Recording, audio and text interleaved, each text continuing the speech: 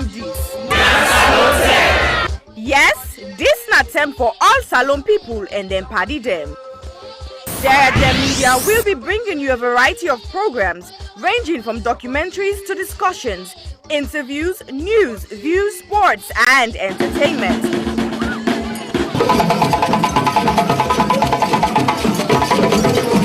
Our programs will contain matters on development, governance, the economy, and issues that are of importance to Sierra Leone. So, no left BNO because we get Bebe program then like Salon discussion, meets the ministers, the President's Hour and the Gladi program, Look Me, I Look You. All this they start soon na www.sarahjmedia.org. Now who's tem these?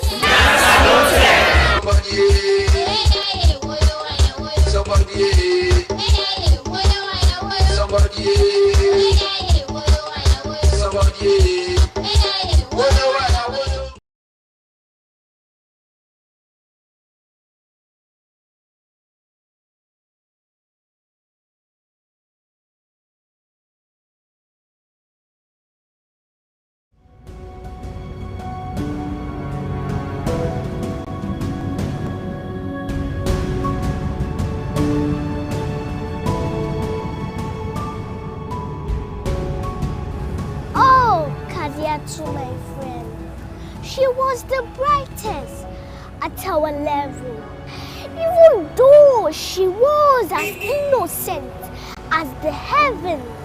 That did not stop Papa Abu at age 57 to ask for her hand in marriage as she turns 11. Her parents, being naive about this rage, tolerated this marriage, and this destroyed the hopes and dreams of Kadiatu to live like it in Seattle. Instead, she's been used as a tool by an old school. Kadiatu is being used as a bait by her own mate. My friend is being emotionally tortured by this old culture. Old child marriage, it's on the rampage like disease, eating up the fabric of our girl child image, and it's our duty to cage. Let diverge. Please be obliged. It is now we emerge from this ancient custom at large. If not for this dreadful event, Kadiatu could have become president, but now she has been trapped in an old man's residence, like a mosquito in a tent. She is vulnerable, but with her age, she is still able to become that virtuous woman of substance, like Madam Patricia Kaba, Madam Dr. Kadi Sise, Madam Sianyama Kooma, Madam Dr. Sylvia O'Blyden, Madam Her Excellency Ellen Johnson Sirleaf. Oh yes, without child marriage, our girl child can still turn into Madam Hillary Clinton, Madam Theresa May. Be it as it may, Madam Condoleezza Rice, let's not be hypnotized, but rather stay wise, for this can only be realized if education is being prioritized and child marriage is being criticized. So please, parents, do not relent, as it is apparent that a girl child can become great if only you patiently wait.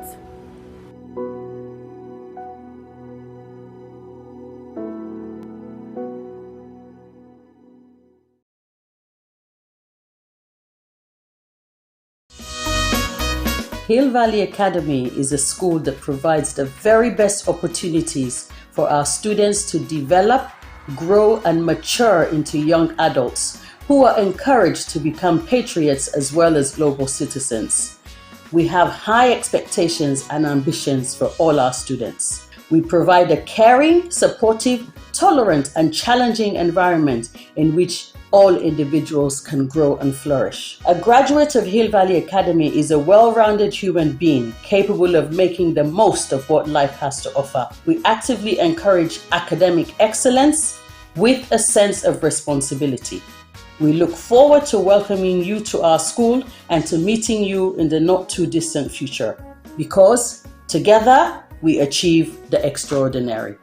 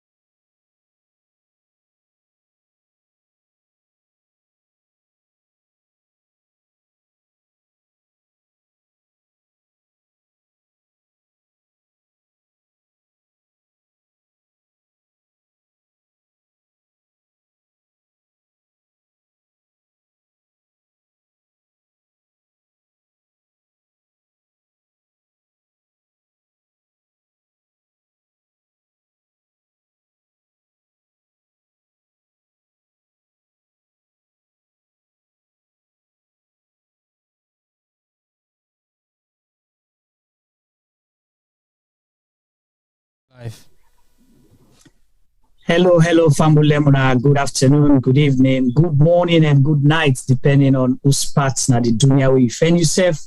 Welcome to CRGM Media. We midweek program. How they go inside the Republic. But today we get a guest for now, as we don't advertise.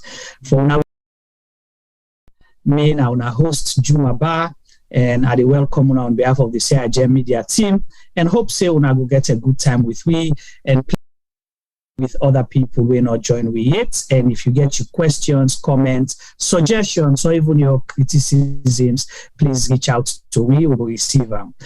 For we regular them, I want to say thank you to Una and Adu, and hope say Una go share, and as always, it's a good time at the platform. I see already the comments and they come up. I'm not able to read all the names then today. We they are so, but from time to time I go recognize people them, and of course them we go read out.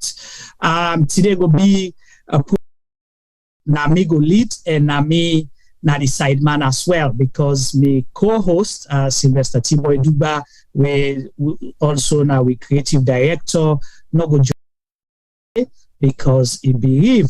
And in sister, of course, I see, I not say most of you don't see the flyers out there. Zulai Cooper, na Timo and sister, so it passed away today.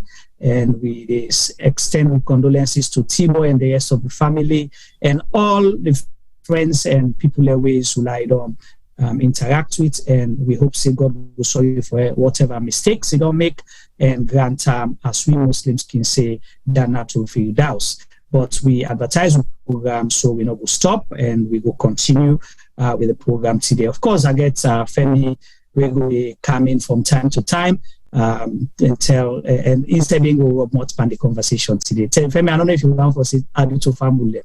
I introduce you early in the game because you can say another introduce you. Isi Yonjuma.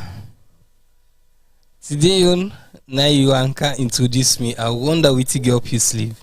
You wait no, you will see. Thanks for joining us. As we always say, without you guys, we wouldn't be here. So thank you. Today we get an honor for Putam.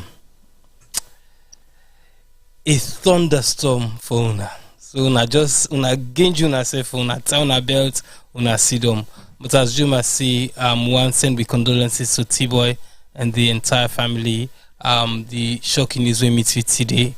But as you must say, the show goes on.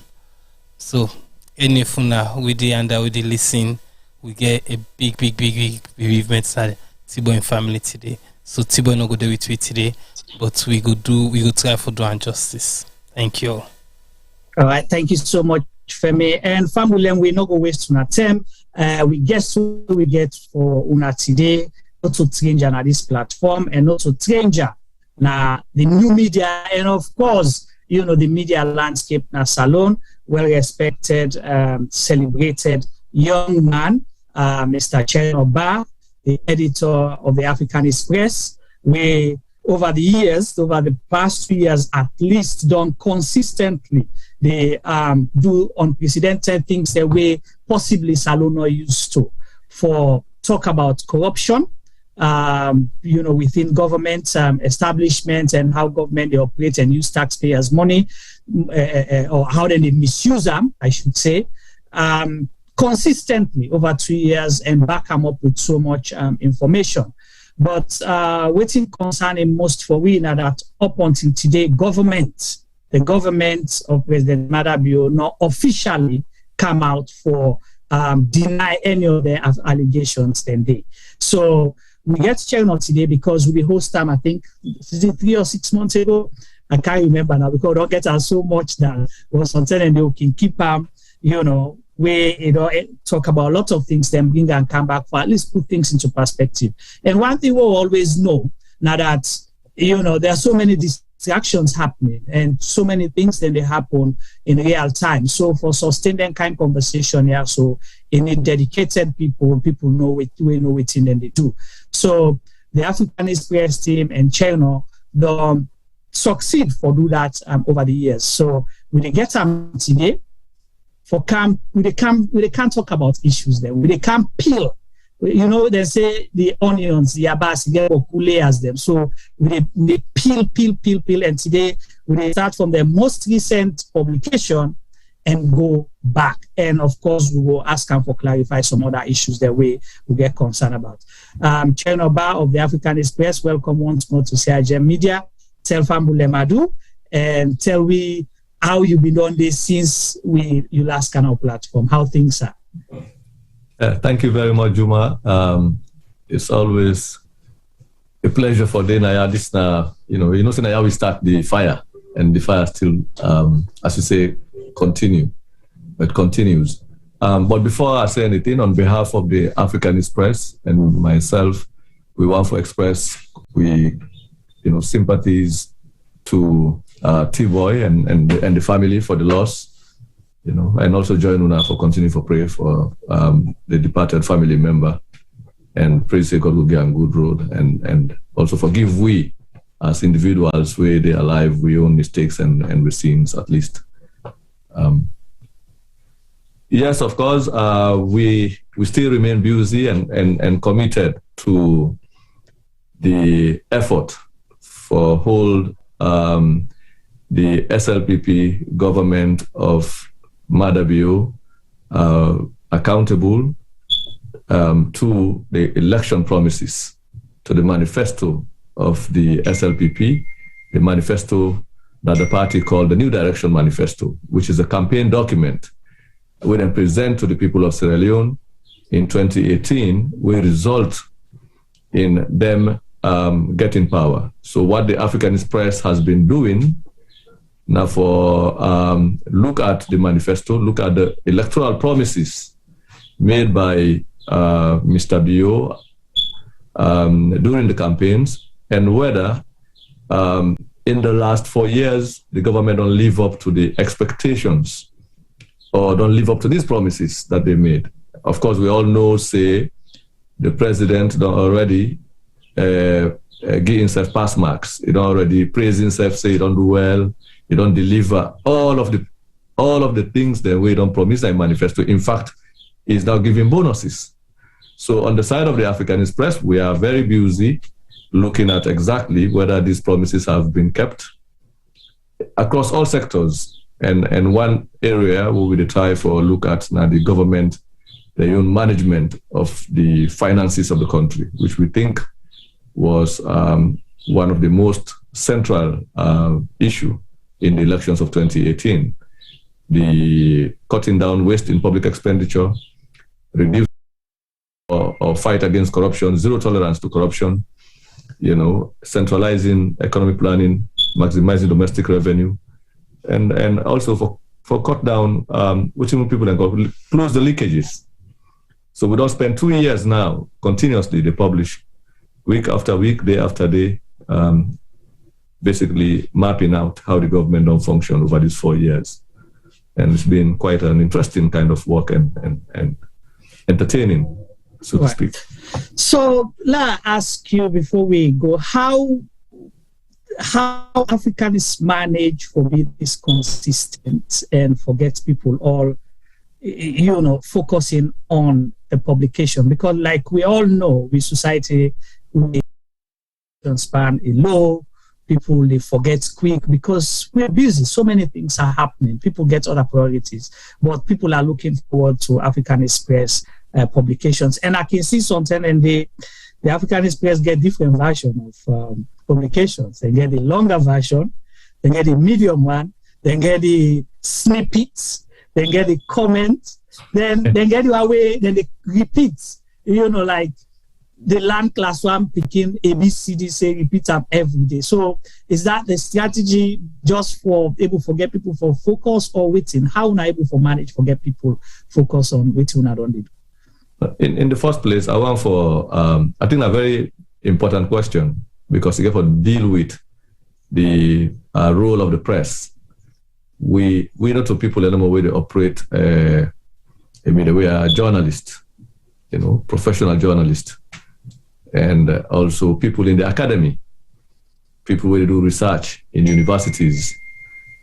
So That's one aspect. Everything we do is guided by a professional plan of operation. And that professional plan of operation, not to just grab, it's not fire brigade. It's a well thought out plan and a plan that we are following. So that condition, what would they do? And then we realize in the process the role of the press now for educate the public around how government function, bring government closer to the public, and also help for make leaders accountable to the citizens who are in the government, and also help to inform citizens about their rights and responsibilities as citizens, including how they can make demands on government regarding the management of state affairs. So in doing so, for the journalist or for our own perspective in Africanist Press, we communicate with different audiences. We realize we get different audiences. We get an audience that is in Sierra Leone. We get an audience that is outside of Sierra Leone. We get an audience that is also professionally minded. Some are researchers, some are policymakers, some are outside international people engaging with Sierra Leone, either in terms of business, in terms of policy, and other things. And we get the Sierra Leonean citizens within the country and outside of the country were affected, directly impacted by what is happening. So understanding your audience, now one critical thing that every writer or a journalist or a media institution get for make as a priority, knowing who you are speaking to and the language of communication, how you communicate with that audience or the various sectors of your audience. So now that responsible, sometimes we get to write longer essays because we know certain essays and they are referenced by other people outside of Sierra Leone who are interested in terms of what is happening. Then we also develop pictorial versions of what we don't present for people who are not able for. We're busy, not get the time for it, so they can see exactly what we're talking about. Then, sometimes again, we have to give reminders to people because we realize in this age of technology with so much, we are inundated with so much information, just like tsunami.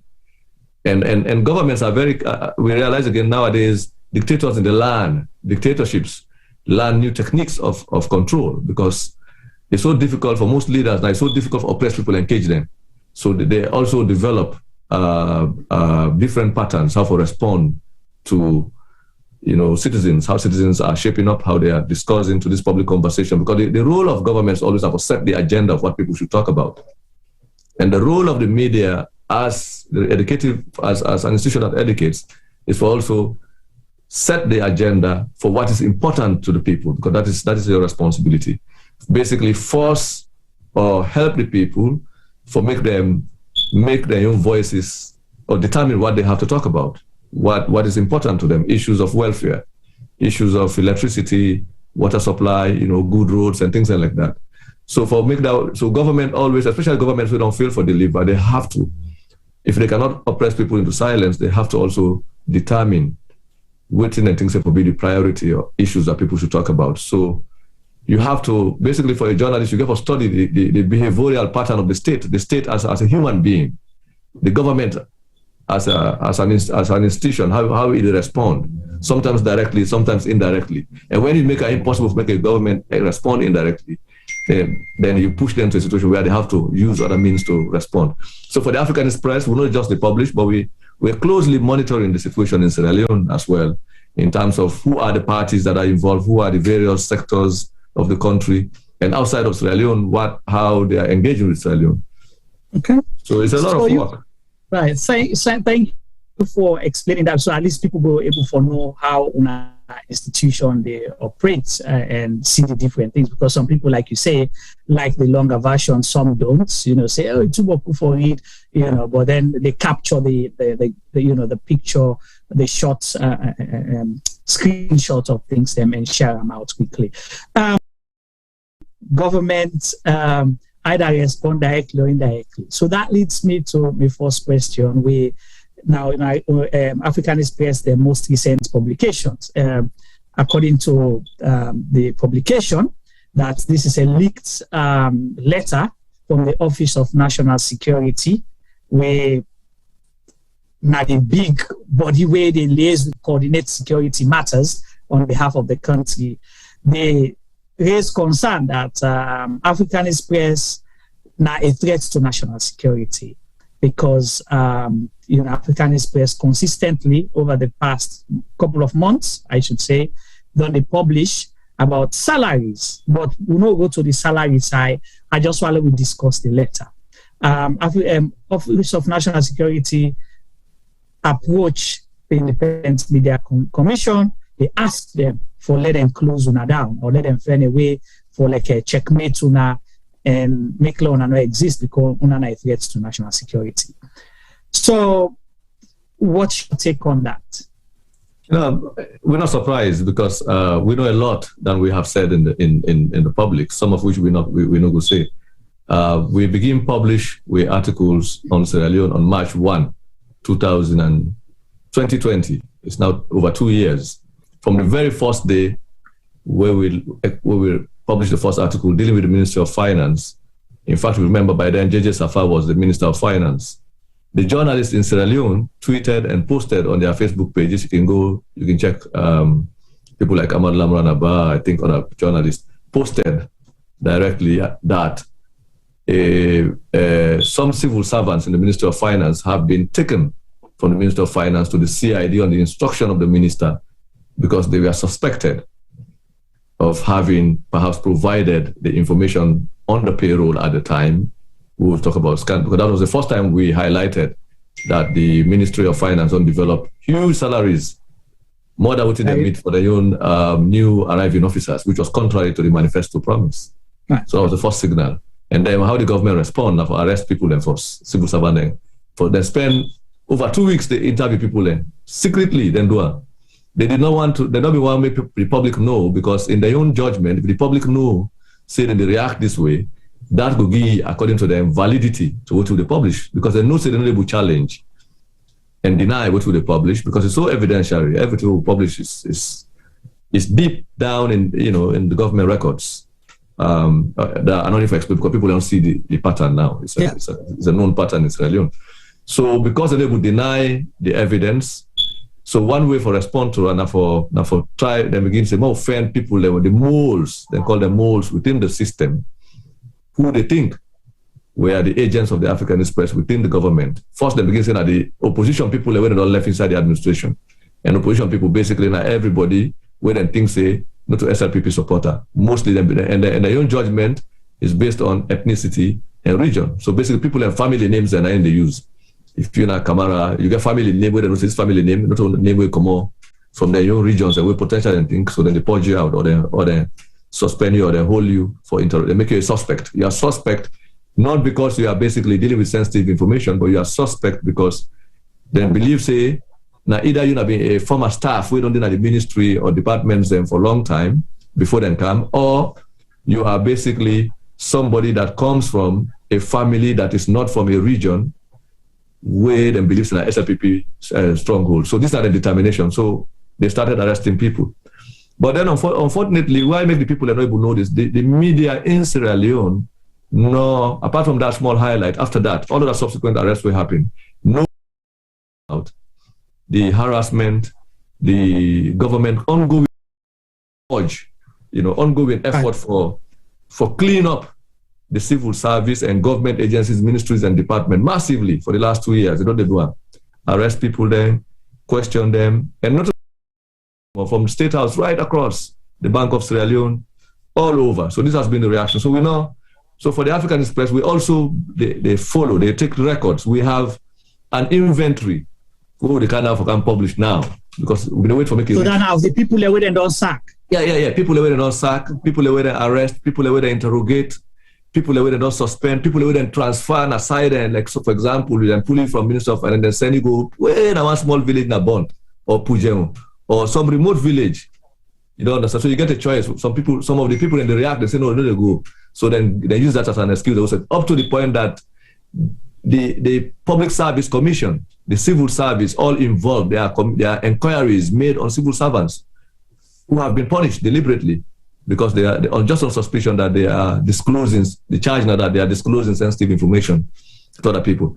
So the highest one, where people remember, and which appear just rumor, that the dismissal or the suspension of the Auditor General, when at the final, at the apex of the thing now, that at the last point, And while the government will communicate the reason, because they don't want to commit on the record that the reason would make them, they go after them people are, then things say that they provide information to the African people. But the young people, they don't talk, na the young WhatsApp group, they don't write and they comment, they don't put on the newspapers where the newspapers will support, they don't write accuse the audit service of disclosing the government records to the Africanist Press to the extent that they're not bear.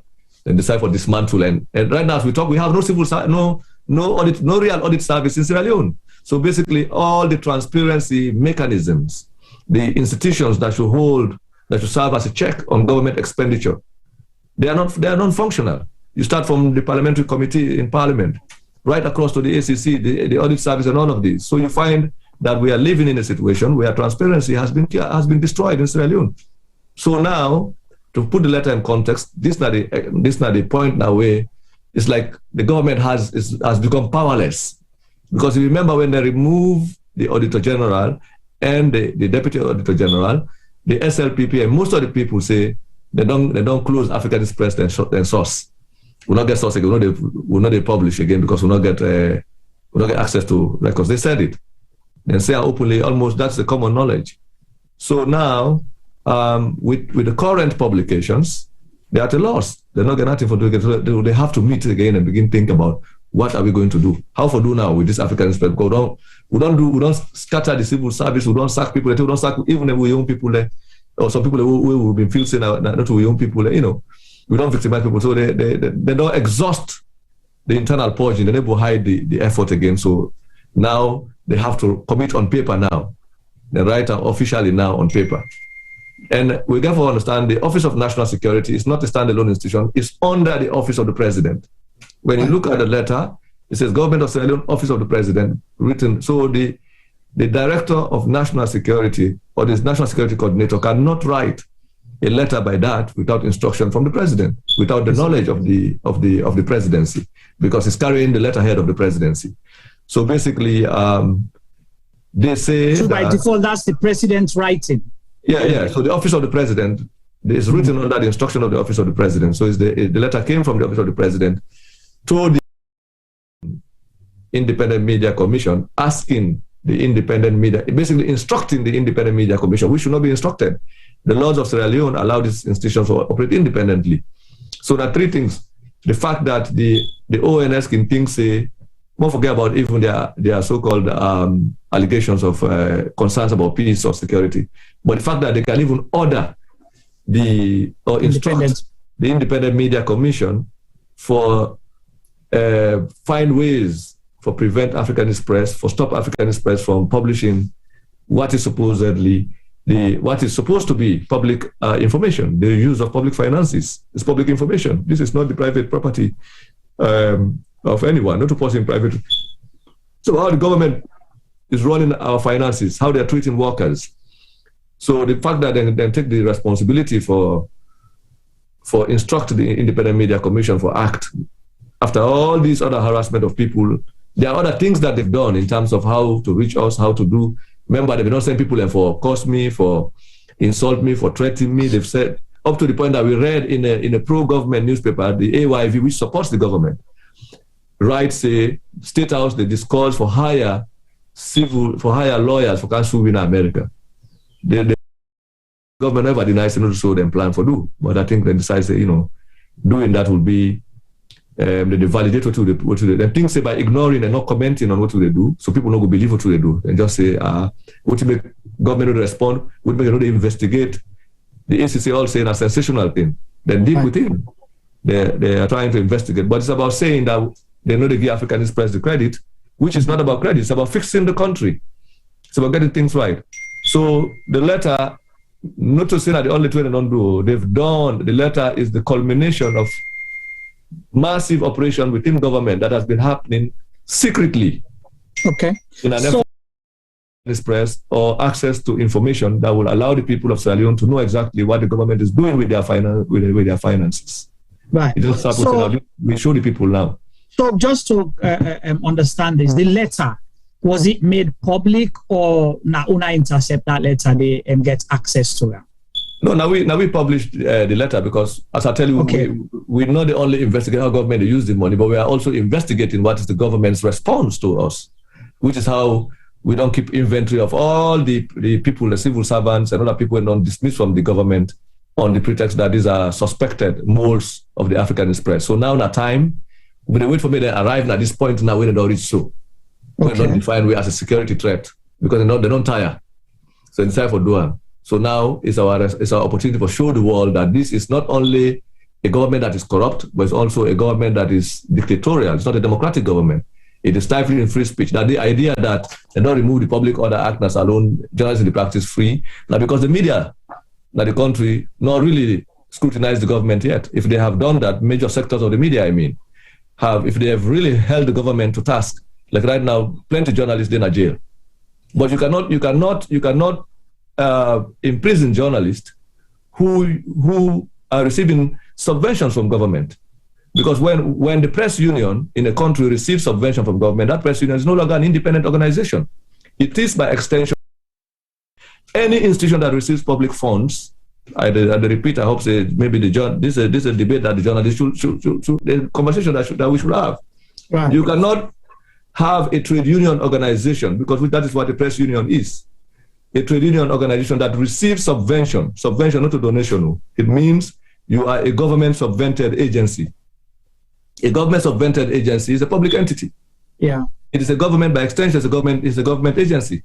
So as we talk right now, you're accountable to the government. Yeah, you're accountable to the you get for also the same way they audit MDAs, ministries, agencies, and department and subvented agency. For example, Parliament write sometime last week, Parliament write letters to principals of schools that are receiving government subsidies, government subventions. So likewise, Parliament, the audit service, journalists should now be asking questions to SLAJ. If they had received subvention from government, how they're using those subventions. They are now open to accountable mechanisms because they are now a subvented agency. So one of the reasons why you find that, so how do they call it? They say development journalism. They are partners of government in development. That's not, you don't have to be a subvented agency to support government as a union of journalists. That should be independent. So by merely taking money from government as a subvented agency, you have, by extension, become an agency of government.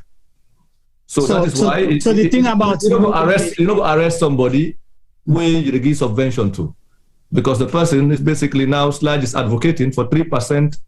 The size of the subvention to SLAJ should be 3% of the total budget. That's what they were calling for in this recent investment. So that's a conversation that journalists in Sierra Leone should be having, whether they for now try to think about forming an independent union of journalists. We will represent journalists. We don't want to be part of a subvented organization. So what this tells us now is the fact that the press and free speech is under attack in Sierra Leone. But it's coming to light now because we've pushed the government up to this point. This is a view that many of them will not like, but that is just a fact. We have to now begin to talk about whether SLAJ as an entity it should represent the voices of every journalist in Sierra Leone, because they are now a subvented agency. Journalists who do not want to be part of a subvented agency, they have a constitutional right to determine for themselves whether they should constitute a new press union that represents the independent voices of independent journalists. I think they done a conversation that's worth having. But now we published the letter and make them known to the public. It's not the intention of the ONS, forget this thing. There be one key SLAJ instruction, make SLAJ write a press release. It appears in us, give IMC instruction for write a press release. And send for one say what we've published is dangerous to the peace and security of the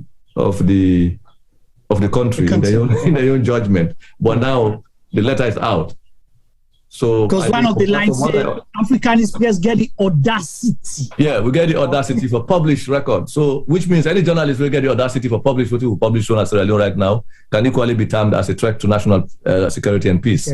And imagine if you did now salute, they will not write to IMC, then will say, when I go arrest her. Yeah. You want instigate war in the country.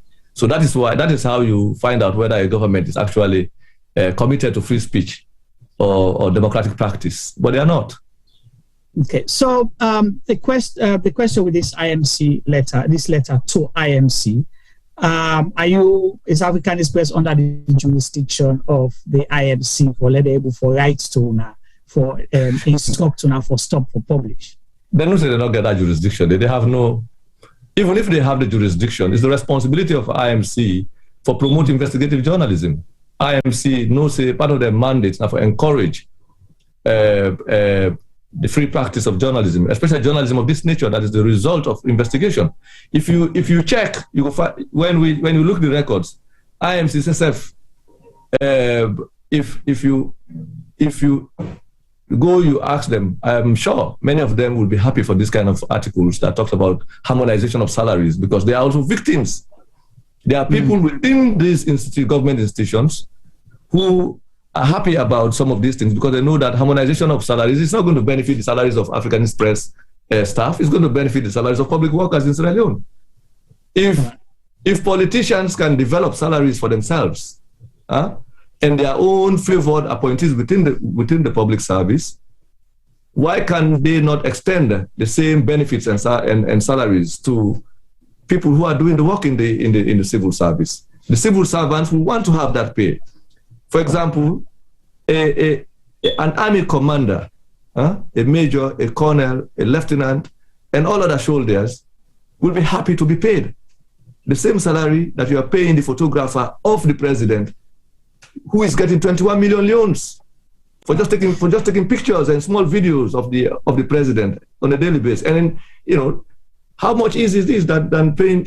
If you do that, why can't you pay what is wrong in saying pay the soldiers the same amount of money, pay the teachers the same amount of money? This is why you find out, say, issues of salaries are really an uneasy thing for government. They don't want to talk about it because they know it's the heart of the matter. Right. So we'll come to the salary issue and the detail of that. But I want to clarify another issue. Yeah, IMC now get jurisdiction over Africanist Press. They have no jurisdiction. They are and their jurisdiction are within Sierra Leone. They are set up. So even they question how state officials they think. But this is the level of powerlessness, because now you don't hope, say, if you sack people, you sack and suspend Auditor General unconstitutionally, that will prevent the people of Sierra Leone from having access to records, real-time records of how their money is being spent by politicians. So now that has turned out to be impossible. So you need to think again, say, you are asking the IMC to do the impossible. So, which means if you get other possibilities outside of the limitation of what the IMC can do, you can also explore our possibilities. Right. This is why we see investigative journalists are in danger all over the world. Leaders kill investigative journalists because they cannot deal with situations like this. So we own for the Africanist Press the advantage that we have, which I think we have to underline here, is the fact that we are not under the jurisdiction of the IMC, and we haven't done anything wrong really. Because that's what I wanted to say. Yeah. The letter, we're not going to say that you falsify incorrect. Then just believe say no more. If we pull this through, there how they pull so all the time. People will ask questions. They happen. People will ask the right questions, and they know exactly what will happen. They want for the lie to the people.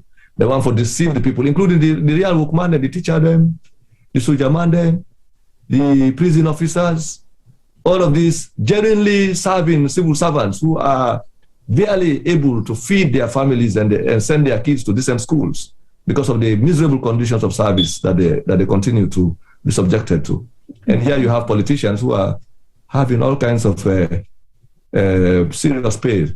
Yeah, but don't you think the now gets the attention of the international community, say, okay, we do this time, we put national security threats, it will cause war. Now the country kind of say the non-pass part of the reason why they passed the cyber act, the cyber bill into law when they force one of the key provisions there.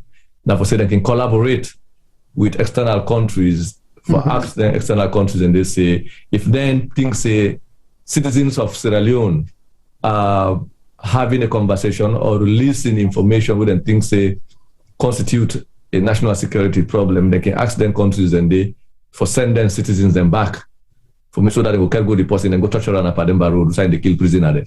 So that are the intention. The other thing, if you're able to do that, they will ask them countries, say, this man a danger to the country, on a whole day for we want to try. So if you place like a Guinea, place like a what other country, no more wait like we get the same kind of leader. Where President Maada Bio, we go hold somebody no more because he talks the president of fine past me. So just like how they arrest Blacker. So if you get that kind of leader in any country, so you did now, the game will call the person, hey, Padima, hold that man there for we, or hold that woman there for we. So that is their imagination. So they have to have laws and cause. So now that thinking there. So you go imagine these are the thinking where they will also they also discuss how for engage the foreign affairs ministry and what they will do regarding how for appeal to there are other things these people do. Sometimes they send people you where they send you proposals, or I get people they call me, hey, this government I don't fed up with we need to do something. I soon I tried it. My role here is I'm a journalist. I report. My role is to report news. If something they happen, I say I report. If I see government, if money, I write it. So it's not what people do with that information is upon them. Right. If as a writer, I write facts which are responsible for. And I write exactly what are things that people they need for know and backed by the evidence. Right. So government even send they're not rally where they can make proposal waiting for do now, but this country we need for that. So I try, what's my your responsibility? I'm a journalist.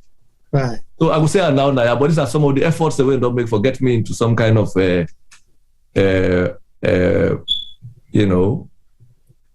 arrangements where they think that they will say, okay, they're in the sponsor, then people here for do this strike, for do this demonstration, for do this there. You cannot get that. So they try for connect a cell for you now, a network. Yeah. For develop a group for me now. Group for you. This group here, now we group this. Now Africanist Press and the sponsor they were. So they don't do all that kind of thing. We look at it, we are so amused. So these are the one now they don't. They're unthinkable for me. You ask the IMC for do dissuade. The dissuade is almost the opposite of persuasion. Right. So let's go back to the the people that we don't suffer the brunt of within Africanist Press they publish. You mentioned a lot of people in the Ministry of Finance when I get for publish all of that but then you highlight the Auditor General. Auditor General we supposed for me the person for check say okay we give now 5 cents according to what the request. Una spend 5 cents. How una spend the 5 cents, we receipt. But una Africanist Press, way before the audit reports and on the come out, una don't be publish things. And now the rumor is out there. We then say, and then they spread the rumor to their own supporters and other people. I have people that personally, came to me with that for say, the Auditor General, now they give Africanist Press information because it's almost that start to program that when the work on they do, like it don't happen in the history of Sierra Leone as far as make you remember, right? Or if it don't happen, not at this magnitude. So, has there been any time where Africanist Press and the Auditor General or the Deputy Auditor General where they communicates or then give any information ever? Because we've been known say the government and their own supporters have always been trying for associate. We work with the audit service, and we know a lot in terms of before they get to the suspension. I keep saying dismissal because they have no intention to reinstate. That is not part of their plan. It's not even part of their thinking.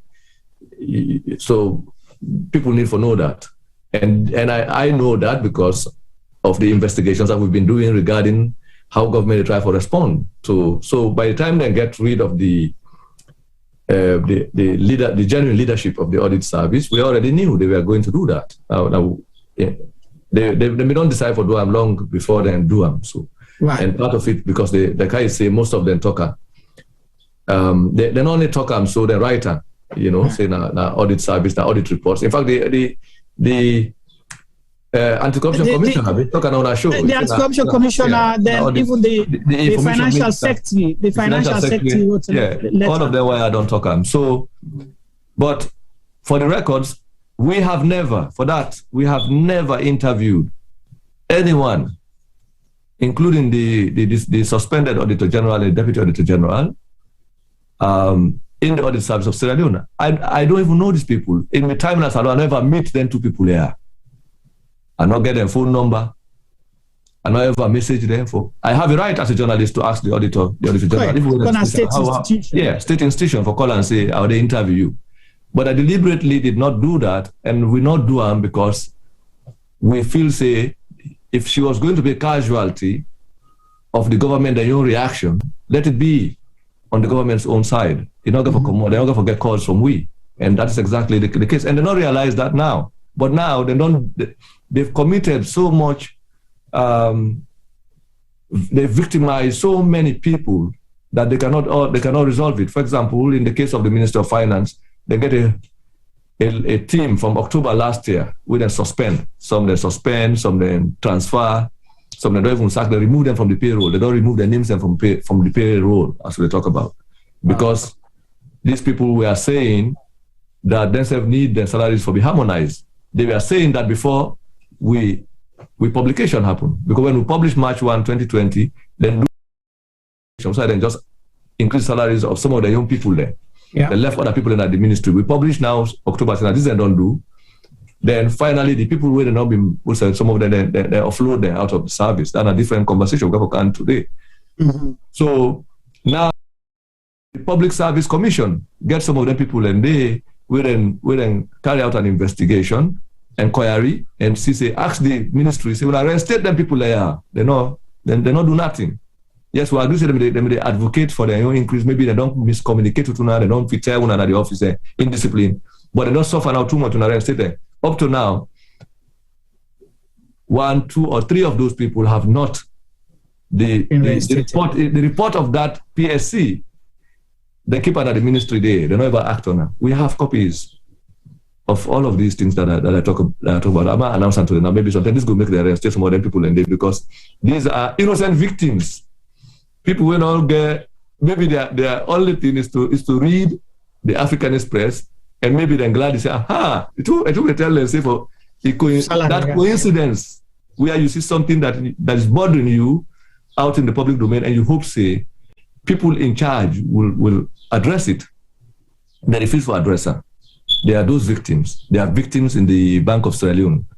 They are victims from State House. All of these people, right across the government agencies, ministries, and departments. And now you talk about the audit service. These are individuals who we do not know, we not sabi them, we not ever meet with them, but we get to know their stories and what is happening to them because that is part of our job. Government, they try for hide, for suppress from the people of Sierra Leone, say they fight against the circulation of information by the Africanist Press. So it has been a constant battle between we and the government. Government try for suppress information. We say this information, the people in Gunoa. So anybody when they meet up now, then they clear now, say, okay, well. Yes, they go and clear. So anytime we publish bot, then go and clear people in there. Anytime we publish bot, then go and sweep people in there. So they've been doing these sweeps all over the place. So this just reminds me. They don't know where to start. This so just reminds me now. They want to win now directly say now we they forget we out. They can't get them people in there out. So this just reminds me like how during the war years where the rebels and other warring factions, then they were look, they're not going to let people listen to radio, to news. So I know situation where they go to mosque, they go to church, they even go to toilets. Okay, put them not to toilet, latrine them for go check, say now they the radio station then they. So this just reminds me of that kind of situation. They were in the guesswork. The information so real that we're so desperate that we don't mind who that we clear for see if we're able to stop this information, which is unfortunate because you're just making it, because just like this letter, it's there. You never denied that the salary disparity is that huge. All you're saying that the person not supposed to talk in as much as not true, but don't say it. That's what what they're insinuating. Now, dishonesty in governance. We call. I mean, when journalists report about dysfunctions in government, but things that we're not supposed for, things that were to go wrong, what leaders who are genuine leaders do, then they correct them. Now, the issue of salaries is fundamental to the campaign manifesto of the government. The government clearly may identify salary disparities as a fundamental problem in the public and civil service that are thing we're supposed to address if we get a professionalized and highly competent civil servants. That has to be addressed because a workplace injustice. Right. It's about the human right of the employment rights of Sierra Leoneans. Everybody has the right to be employed and to be paid, the value of your labor. So when we report these things, what do you expect government to do? You don't need to even say we don't do as a consequence of Africanist Press. You can do it secretly for harass people. You can solve the salary issue secretly. Then we'll have nothing to say about. Because when we investigate next time, we see everybody has been having, and we just jump or look for other things. If there's no other thing, there's not. Investigative journalists will have no work to do talking about corruption if the government is not corrupt. We don't make up these things. We get the evidence from the record. If the evidence is not there, it's not there. You cannot create it. Now, when we say you held a meeting, you contact IMC for see how we go stop what would they publish. We did not just say it. We see the letter. We have to see the letter. We check, and we've been following how these things are happening. Up to which I reach now, they'll say, no, we have to make the public know now. So this is the thing. The energy that they've deployed in suspending the Auditor General, in suspending Deputy Auditor General, in suspending and dismissing and arresting and harassing civil servants who they think are most of the Africanist press, that energy, they're not going to spend that kind of energy if they wanted to fix the problems we are talking about. But they have no interest in that. In fact, then deploy more energy, more money, and more time for make sure, then deceive the people of Sierra Leone about the facts of what we're publishing. And we continue to publish. First, they hope we will tire for Dua. Second, they hope we will run out of information. Third, they hope we will sack everybody, we will give up. Or if you say, when you ignore the Africanist press, you not pay any mind, comment on what's in the issue, pretend say it is nothing in the equation, we go tire, we will say, that was not important, just make them irrelevant. But we know deep within, what they do not know is that we do not only investigate about the use of the money, we are also investigating how they are holding meetings and planning, and we get all the details there. So we keep in fact, the money they make meeting for decide on something, that is what determines what other thing we publish. Oh, so anytime in the whole meeting, they want to put one comment, say, not give up, we're going to continue. We don't see that right time because then they take like 2-3 months and plan a whole like they plan the so-called anniversary media where they take the president, they work out on all of our radio stations.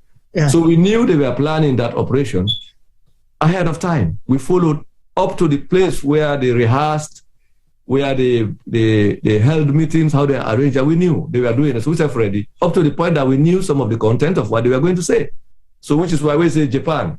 It not take we a day. We just say, hey, look at the lie, Japan. Look at how much money they pull at the bank. Look how they pay. Look at the meeting. It was not like spontaneous. We already don't know. Say this is coming. This is coming. So that is the thing. But the announcement I for make them able to understand that we can fix our country without necessarily destroying each other. We can make the country without necessarily being enemies to each other, without necessarily victimizing other people that are very powerless.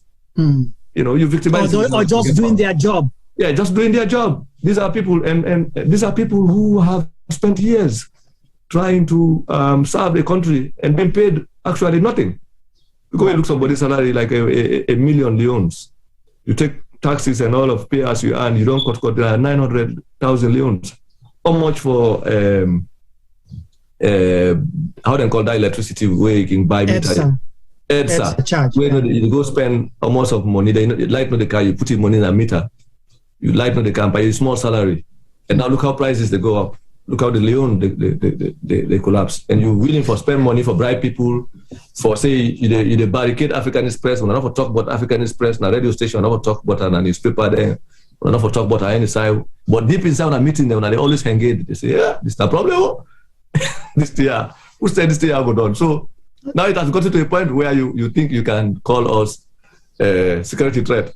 How ABC returned to security threat, I won't understand. So we ABC. Well, for me, we family where they listen. This is Chernoh Bah, the editor for the Africanist Press. He gave a tweet today for talk about all the work with and all they do and publishing things of national and public interest.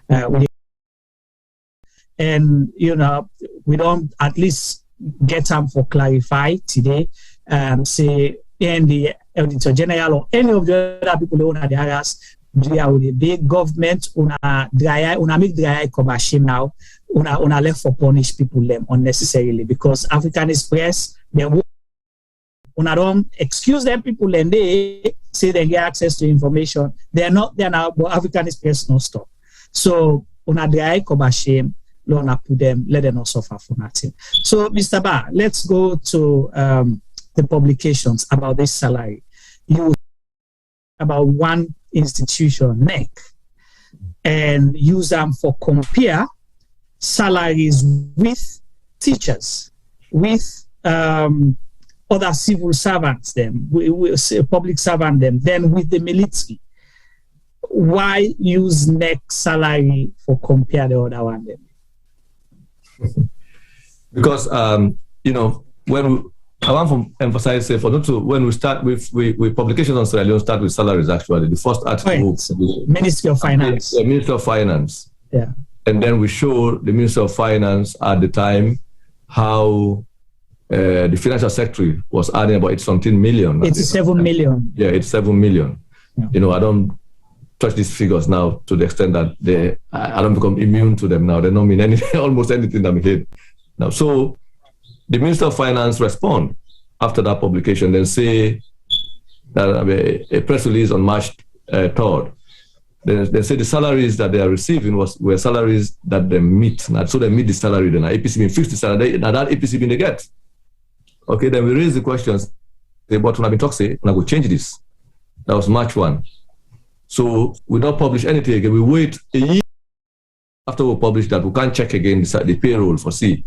So they may not fix the problem. Because they try to fix the problem. In fact, they don't develop a wages and compensation bill. This was March 3rd, 2020, over 2 years ago.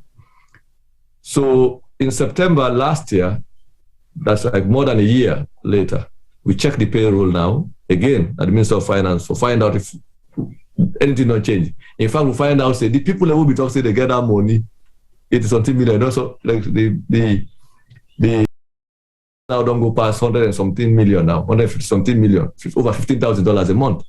Right, so these are just salary, not mixed and the other benefits. No. We've not reported housing benefit. We've not reported other things. These are what in the payroll they say. So people will they get 20-something million, 30-something million, finances on 65 million. So now this, so we decide say, make a publish bar. And we look at the Ministry of Finance, we find out say, so since the first publication, they actually say, okay, we can do some internal harmonization at the ministry first, because I think so they will finance people there. The idea was they will finance people there, they don't vex so make we add the salary small.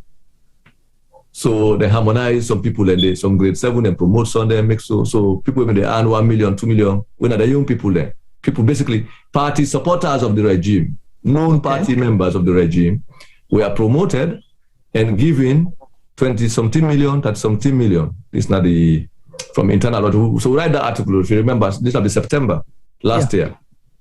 We show 31 people. We contrast the salaries of them people and they all. So they never reply.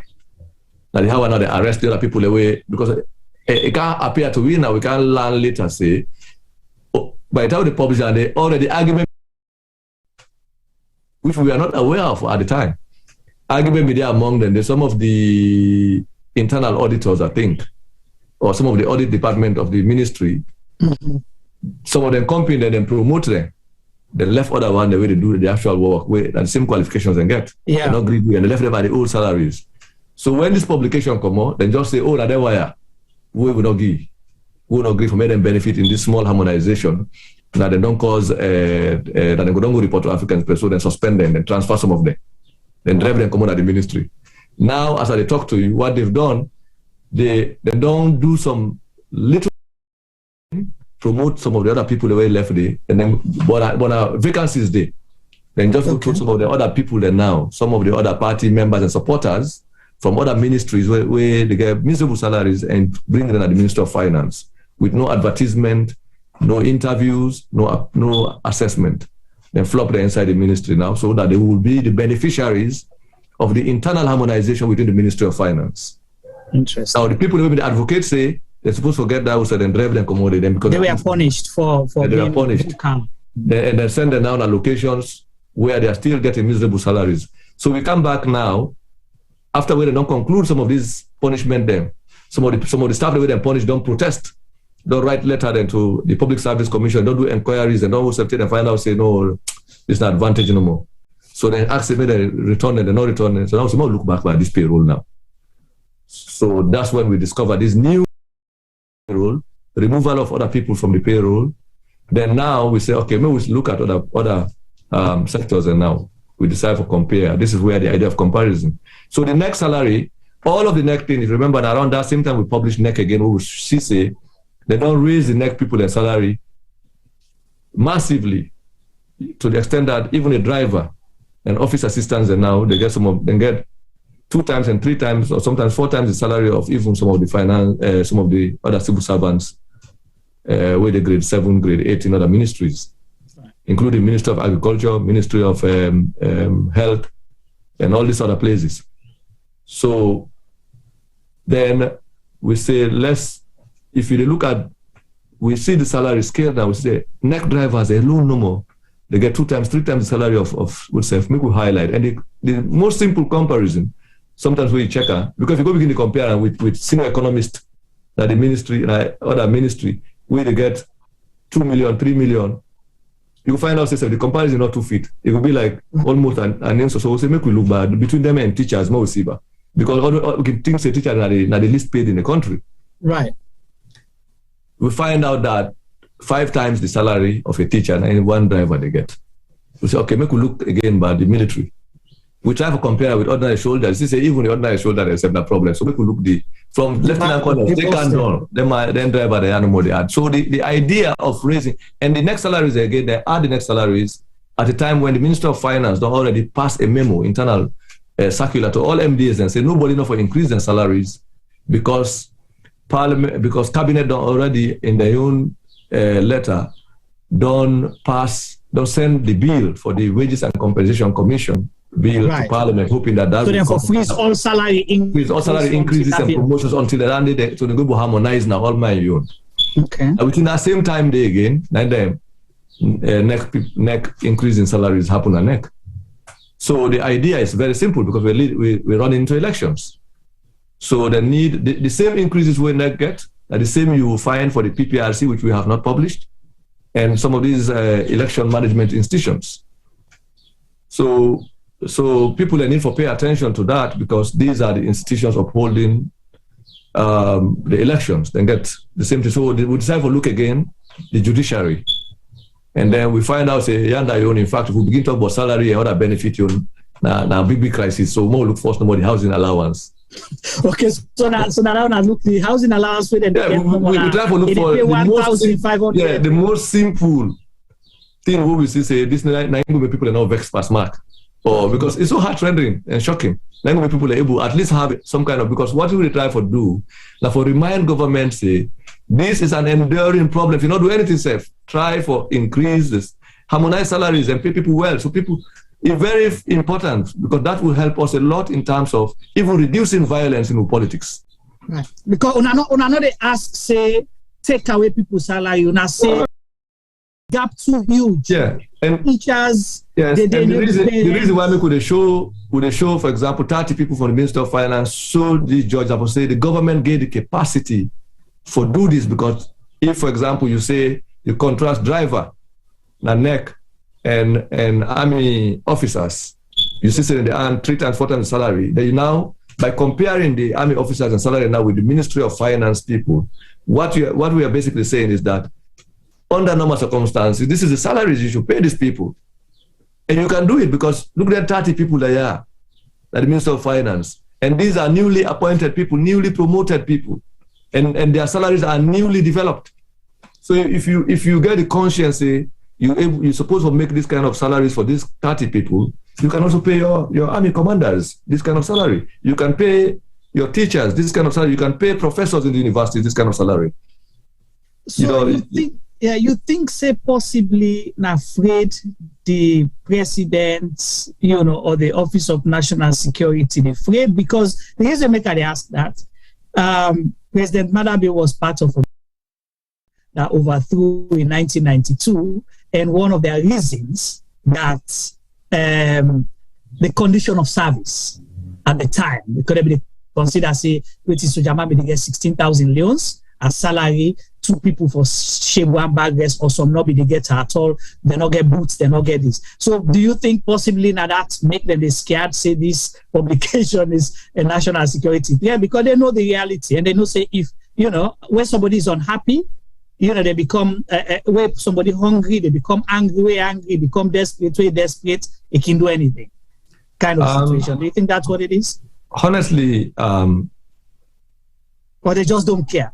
No, what you mean to say, Nayana, that when a writer writes something, you are trying basically, like I say, idea here, we not just go up and publish salaries. We looked at the manifesto of the party. We see there is a reference to that as a problem identified by the president. And they don't deliver all in manifesto promises, they add more. So for we want for a reminder and say, hey, maybe this is for either you don't forget this promise, because it means we don't deliver, or you're not for look here again. Mm-hmm. Look this one, we promise this one. So that is our thinking. And then the best way for illustrate that, now for sure, the workers in the country are the most significant workers in the country. Mm-hmm. The teachers, example, especially for a government where they talk about human resource development. You cannot talk about human resource development without a secure environment, security. How much are you paying your security people to secure you so that you can carry out development programs? How much are you paying the teachers to help develop the human resource capital of the country? That's the example. And how much are you paying other people when you think, say, that they are growth ministries for just read paper and policy? Some of them do not even go to work. We see this. And we have doctors and nurses where they go on strike. Exactly. Another condition of another places. So that have been the thinking. And then by showing these disparities, now for illustrate to the government the nature of the problem. Yeah. But if it's a question of creating problem, this is not how you create a problem. Right. You know, they create a problem by drawing the attention of leaders to what has to be fixed, what they said they were going to do. So for us, we are surprised that this is the interpretation that the government decides to do, and then do that simply because they are not committed to the welfare and the interest of the people of Sierra Leone. Because they're not putting at the essence of good pay and good condition of service. That's why they made sure their own selected people at the State House, Minister of Finance, preferred civil servants, preferred political appointees within the system, have good salaries. Now this makes you see, say, no teacher. You find out that people with PhDs, for example, do not want to go to the university to teach. Because go to the university for teach as a PhD holder, your salary is less than the photographer of the president. Your salary is less than the nutritionist of the president. 2 times more than the salary of the senior lecturer with a PhD. So you find out that everybody with PhD with a lecturer at the university, the moment government appointed, they leave the classroom and come to State House for serve as director, for serve as a policy expert, or as consultant, or as minister. You don't understand? Because that is where they get big salary, they get huge rent allowances, they get travel per diem, because the PhD is not basically a degree for turning into minister or for turning into a policy consultant. The PhD is meant to train someone to become a university teacher. Yeah. So why we universities, for example, at Salone, more than 95% or at least 90% of people teaching in our universities are people with no PhDs, with no terminal degrees. Why? Because the people with the PhDs do not want to teach in the universities. There are no better condition of service for teachers. They not get office for better office for academics. They have no better working conditions. Classroom safe not for somebody with PhD for teach. So people leave the university for being consultant, not state house, for being a director. That is the problem. This is why if you pay the academic the salary that is decent, the salary that you're paying your political appointees, nobody will leave the classroom to work for a president who can barely read a simple speech. No, that is the problem. This is the reason why they no go fix this kind of thing. Because fixing the salary across the board, nobody no go support a flag bearer because you just want this. You don't care whether you flag bearer competent, whether you flag bearer get what it take for run a country, but you support them because you want your own man to be in charge, your own man or your own woman for being in charge of power, so that they can provide for you the avenue where you can get good pay, good condition of service, good allowance, all of these things. Because if that's why you see, even in internal parties, people will nearly kill each other. Right. Somebody who wants for me the country go behind, as long as your own politician go in a power. It deals with the question of welfare. It deals with the question of pay, with the question of salaries, the compensation benefit. So this is why politicians, this is why the government will consider us as a threat. Right. Consider the publication as a threat, because if they fix that, the leaders like Maada Bio will not have professors or some people calling themselves PhDs to serve as and go in a parliament. He can barely read. You don't understand? You have a president who cannot read his own speech fluently. So, and you have people that you call academics, PhD people surrounding him. You don't see in State House. Right. But why they cannot go to the classroom? Because there's no pay in the classroom. No, if you go to university, they pay. So they will take 3 months, 4 months, the government owe you salary. So they work at the corridors of State House. Yeah. So this is the thing. So the fundamental problem we have in Sierra Leone is we have to address the question of workers' rights, employment rights. Okay. Once we fix issues with the civil service in terms of giving them decent wages, decent pay, the same pay that politicians have developed for themselves and their cronies, then we will talk about how we'll get a good university. I cannot leave. No academic, I will tell you, nobody will do PhD in America, Europe, get a university where they pay significantly. Where a permanent tenure job, go left for go in a salon, for go, just go teach so no more. Except if one condition, even if you want to go volunteer, the conditions not even right for one. You're not right for one. You go one for go there, but when you go there, you find out say you don't even get classroom for teach. You don't even get office, furniture. Decent office for professors. You don't get money for buy books then for teach. You don't get money for research, which is different here. Yeah. Even a graduate student, Naya, with research funding, pass the research funding way an academic they get a salon. So that is the problem. So what is wrong if we begin to tell politicians that pay your workers from your teachers in the universities, from your teachers in the secondary and primary schools, pay your civil servants, pay your military, pay them people their good wages and good salaries. So then we will begin to think about the professionalization of civil service, training people in our academies. Then this whole idea of people trying very hard to remain in the system, to remain at the highest point of the system, to the extent that now they have to even try to call themselves doctors when they are not doctors. Because they don't say, now people with PhDs are for whole higher positions. So what has produced the situation where people want to be that is because if you are not closer to power, you don't get access to that power, to the politician within a power, no matter how illiterate that politician is, and no matter how intelligent you are, no matter how hardworking you are in the country, you will be in a miserable area where you receive a miserable pay. So now this is not the problem. We have to have a situation where people in the universities are paid well. So they will stop leaving the universities so they can train our kids very well and they can get good degrees, real degrees. But the people who should train people to get real degrees are not in the universities. They've left the universities. They want to be ministers.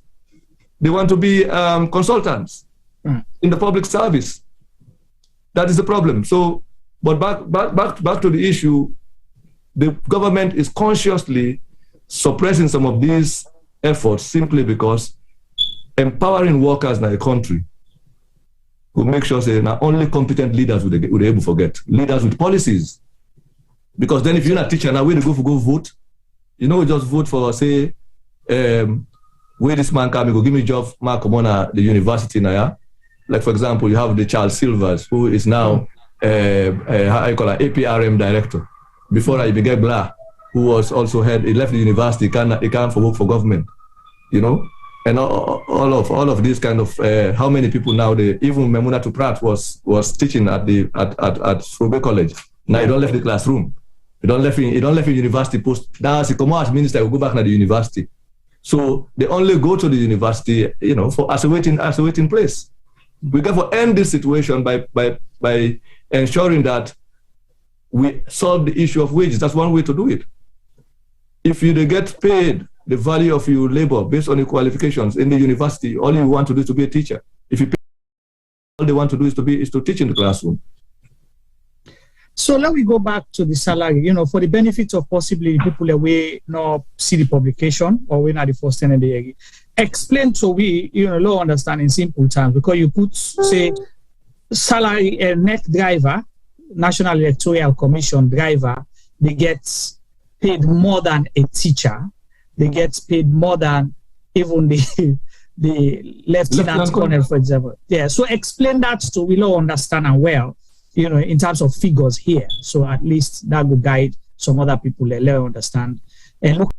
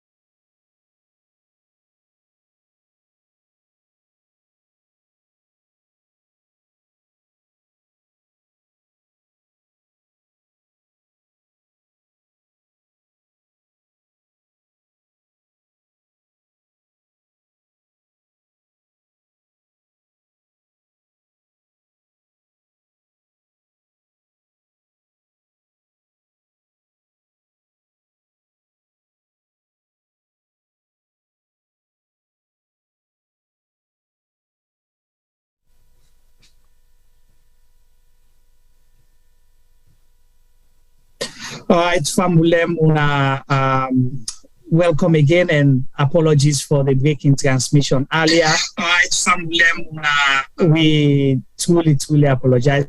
We don't know what to happen. Una we watch from the other link. We can share this link to Una.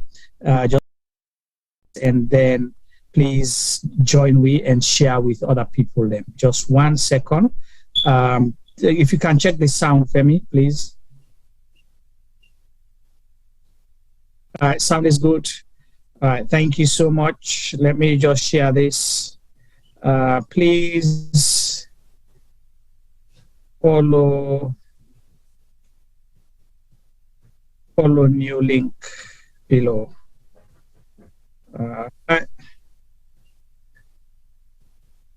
I just I don't text that link there, and then we go continue the program. La pin them there. All right, I don't pin them.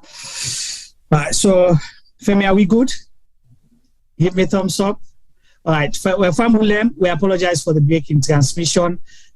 We get a technical glitch there. We don't know what happened, but this seems to be a routine whenever we host the Africanist Press and Mr. Chernoh Bah, we always get issues there. Mr. Chernoh Bah, welcome again.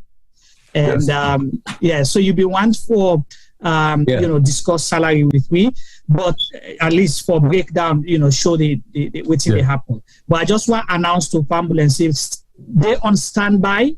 Share the link because they can open the phone line shortly. Let you ask Mr. Bah your question or make a comment on the publication so far. So get ready to call in and ask your questions. We'll post the number shortly. Yes, Mr. Bah, go ahead, sir. Yeah, just on the asked about drivers. Yes. For example, a senior driver, Nanek, they get 4,487,488 leons 53 cents. Then a major in the army, they get 3,697,609 leons. Then you see a captain at 2,342,385 leons. A lieutenant na 2,004,000. Like that. So you can find out, say, when you look the private soldier man, the ordinary soldier man, we don't call private. We don't get no post. No position. No V, no get nothing. A phone to buy. A phone, yes. Well, in a 1,097,000, they get. Lance corporals, 1,185,000. Then now look, the driver, Naya, 4,487,488 leons 53 cents. Wow. So you find out that 4 times from warrant officer 1 take and done. In fact, the entire lieutenant colonel take and nobody not among the way they earn 5 million leons a month. So including the lieutenant colonel. And how long does it take someone to be in the military for able to claim that rank from where you come out training school as a cadet for you reach lieutenant colonel? Because not to just 5 days they promote you. Yeah, that 10 years, some 20 years. 10 to 15 years or more. And that day again, it depends how you commanders and how the military establishment tend to favor some people because of man the club on a bench for long years. This now one aspect. Now, for teachers again, likewise, you find out saying the same thing. Teachers, when we look, you can find out say assistant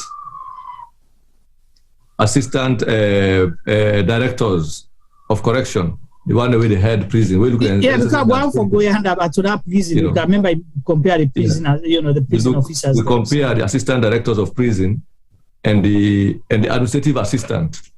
It's not like a clerk positions no more. Office assistant in the neck.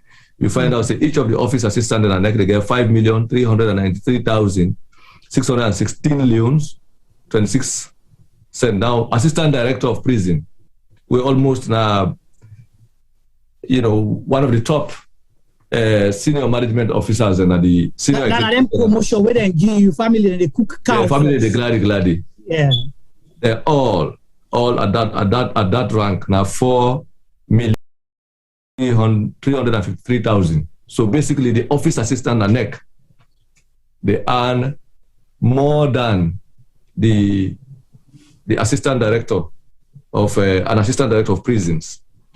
So there was one, in fact, if I now say that the teachers are young, you know, these are all salary structure where they between 1 million to 3 million. You can't teacher where now principal right now of a major principal, what we call an approved principal, now 3,771,000. And I want to also say this is not gross salaries though. Not salaries the way that the gross. So explain let them know the difference between the gross and the net. So the gross is not the big one. And the total one before ever they don't pull the for teachers and now here. Because find out if they don't cut so almost now disgraceful amount go left. So you're so sorry for put and safe the basic earning of teachers. So the comparison will be so fair, so the gap so wide that it's horrible. So you find out an admin assistant, the NEC, the messenger, with a 5,393,616. No teacher, not in a salon. As we talk right now, where they under salary, they from principal, that the public schools they can down. The highest salary. So the messenger they get more money past the principal. Yes, the highest paid. Per the year, 3,771,000. That's a gross salary. That a principal within a very high school, senior principal. Then, for the most part, you find out say teachers with master's degrees and all of that. Now about 1.7, and we don't pull tax everything. Most teachers will tell you say now 1.3 that the salary. These are people that we don't spend 4 years for do bachelor's degrees, they do master's degrees. They don't teach for 15 years, 20 years, this salary then they get. This is where they pay everything for their family, for take care of their family. And then a messenger possibly. A messenger now, yes, they get 5,393,000, basically 5.3 million, nearly 5.4 million. But you ever read waiting at the justification for the high salary? Possibly they make a case, say, you know, they need for pay them well for then and not go rig the election. No. This, in fact, this increase where they against the moratorium with the Minister of Finance put in terms of waiting, make all departments and agencies wait for the Wages and Compensation Commission. So the question is, why then do these targeted promotions and then create new departments? We don't. Yeah. So we just do now. Most of these figures that you see, the figures are over the pool. But I think now we decide to make we do the comparative illustration, make people can see exactly. Although at the time we never publish teacher salaries and some of these sectors we don't highlight now. So we decide for report not just the salaries, but for also show the disparities, because there should be an objective how. What's not the purpose of the publication? I forget government for solve the thing. So the best way for sure then now I say see. So harmonization across the board. If you say somebody in a grade 8 official within the civil service, whether the person in the Ministry of Finance, the Ministry of Agriculture, or the person in the airport, or in a Wataki, or in a State House, or in the classroom, they're all supposed to get the same pay. If you pay somebody in the Ministry of Finance grade 8, you pay 23 million. The teachers all at that level, they forget the same. The airport workers, and so regardless of which institution, you find out people in talk say, I want to go to growth ministry. I want to make the appointment at the office because they get good pay or good mass. They get it, hey, and better pay no day, but mass day. So the idea, what causes that, where people work, they don't care about their salaries, they have to have other means for compensate for them, you know, ways of life. So addressing salaries is one way to address even corruption, address bribery. And we saw a few years ago, teachers were paraded at cutting tree. Exactly. They, you know, then take, they sell exam papers. Now then, teachers will tell you, we conduct a small lesson there for people who get supplements with earnings. We do extra teaching outside of the classroom so that they will pay with small more, they get daily chop money. Or with the right pamphlet, they will sell her. Now they say that they're all not supposed for it. I had teachers complaining that. So basically, teachers, they say, the South when they make extra work now for make we get something safe now, government say they don't illegitimize that. So basically now, we go for depend on this 1.3 million salary, 1.2 million salary now. How the rest are 500,000 for back. Yeah, the rest are 500,000. If a teacher you get 2 picking or 3 picking, you get for pay transport for go work, not for paying transport. And these grade 7, grade 8, grade 9 teachers, and you pay grade 9 person at Minister of Finance 30 million, 40 million, 50, So if you do harmonization, the teachers will be happy to even teach. So just clarify that point before we, Mr. Bah, because when you don't mention this, because sometimes they will talk about the civil service. I think people can just consider the way they work now, office them for ministries. Sometimes they can forget about the teachers that they're part of the civil service and the nurses and all of that. So when they talk about grade, that's not how government they how the government they rank people in the service. Mm-hmm. These rankings again are based on qualification.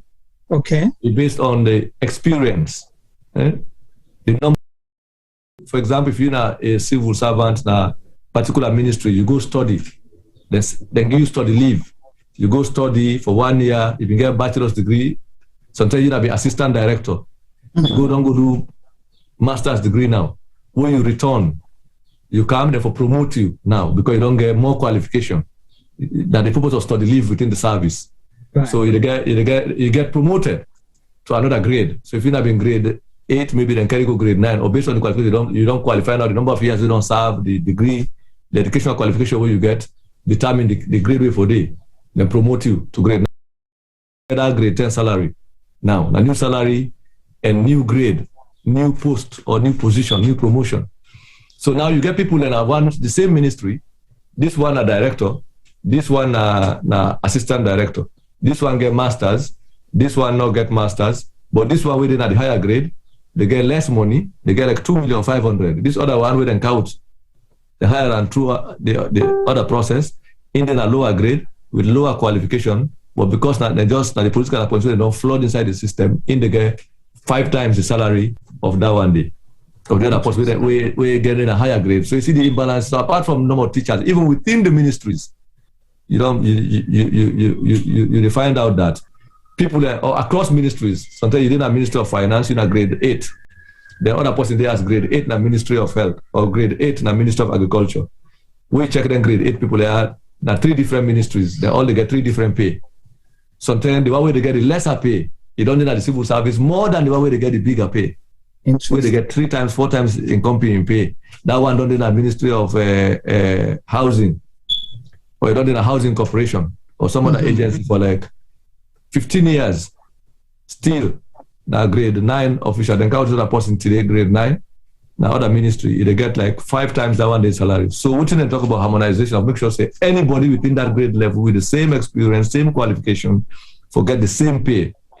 So if you say you don't have to pay everybody the same, what it requires then, some people will go down, some people come up, so that you get an equilibrium in the wage structure, so that and the Maada Bio manifesto, the New Direction manifesto, said it explicitly. It say them for streamline, them for harmonize the salaries. Then make sure say a director at this department, a director at another department, or a director general yonder, they all forget the same pay, same benefits. But that is not what is happening now. You pay a professor 2 times less than the salary of the financial secretary, or 5 times less than the where the financial secretary now a master's degree holder, right? Professor and PhD. So you see the reason why make the PhD man not go on for the classroom, he go on for kind of the Minister of Finance. So can't compete. Says on a good day.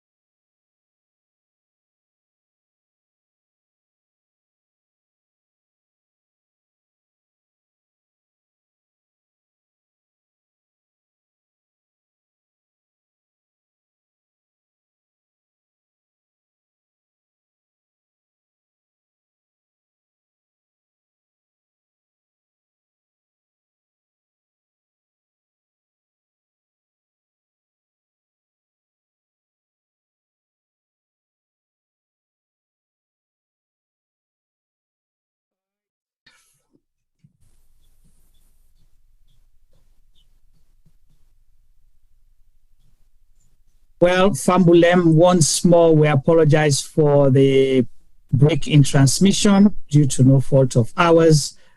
This don't happen, not the second or third time this. We Fambulem, once more, we truly appreciate your patience and hope you understand. So we can open the phone line, call and ask Mr. Chernoh Bah, the editor of the Africanist Press, your question, or make a comment on the publication and all which you do here today.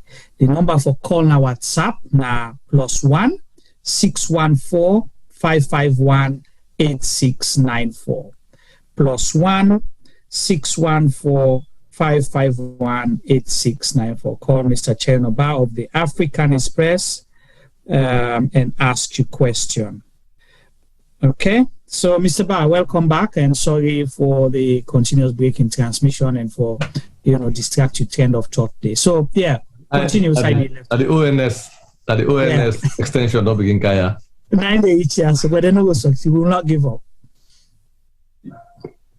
Yeah. So you be there, explain to people, let them understand just the tail end of where you've been there until we begin get calls then. Yeah, we just re-emphasize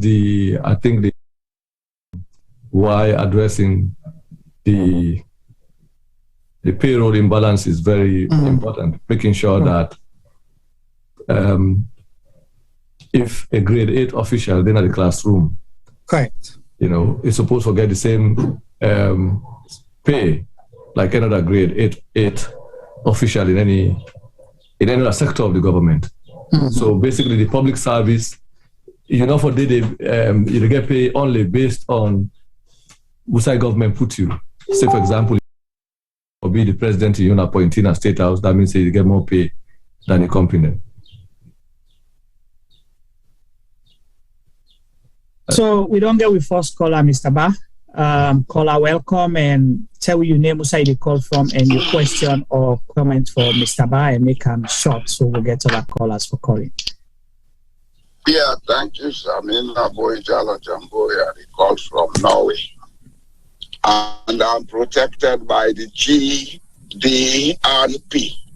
rights. So I get freedom for talk once and all cause trouble.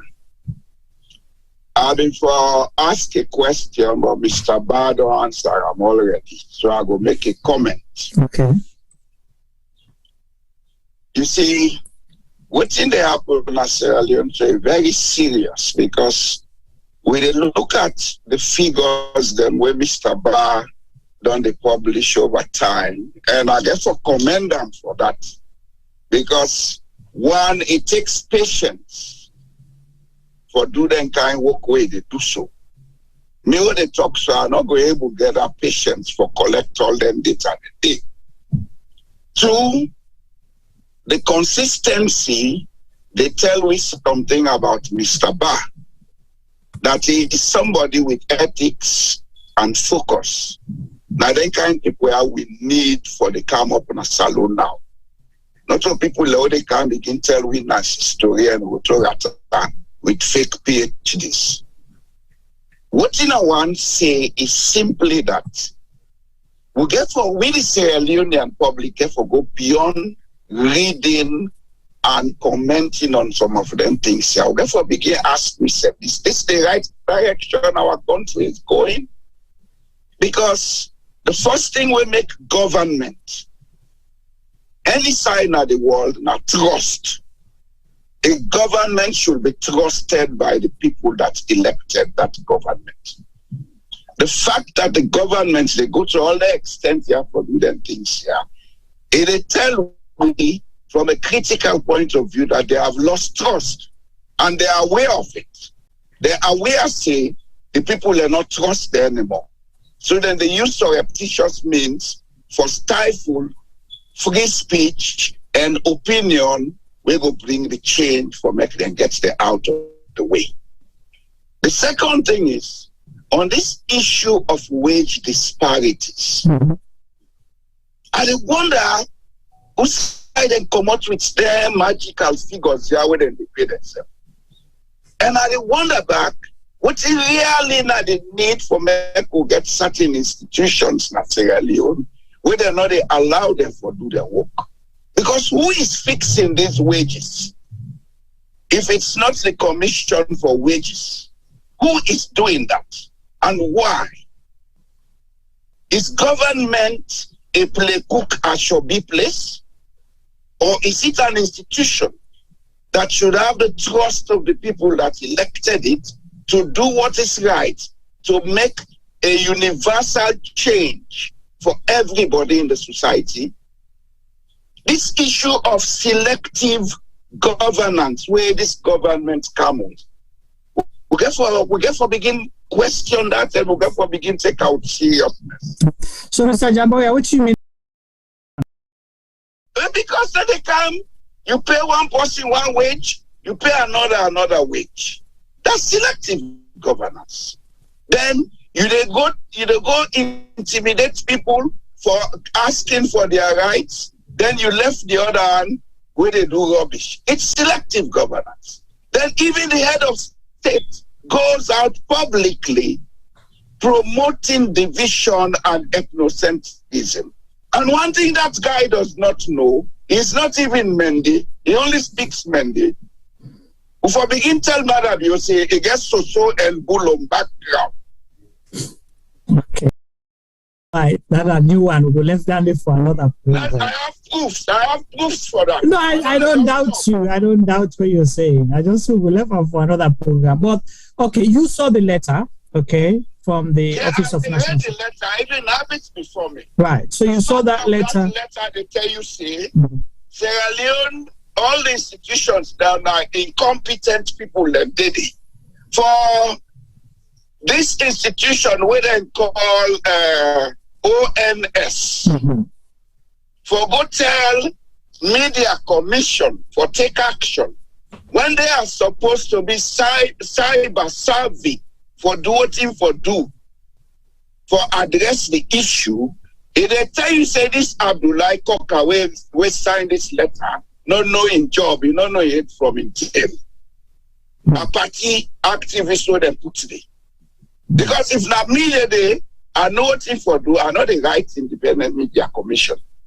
I'll quietly ensure what has to be done is done. But we're not going to teach them. That's not a place for do that. And of course, the content of the letter itself, they tell you a lot of things about the weaknesses the system gets. An institution like ONS is supposed to be what we may call our own local CIA. Right. If you get incompetence, you read incompetence by this letter, they tell you, say, we nation at risk. And if they are talking about instigating the national security, I would say, and I have no regrets about saying it, that the very government seated in power now, the one that instigate national security.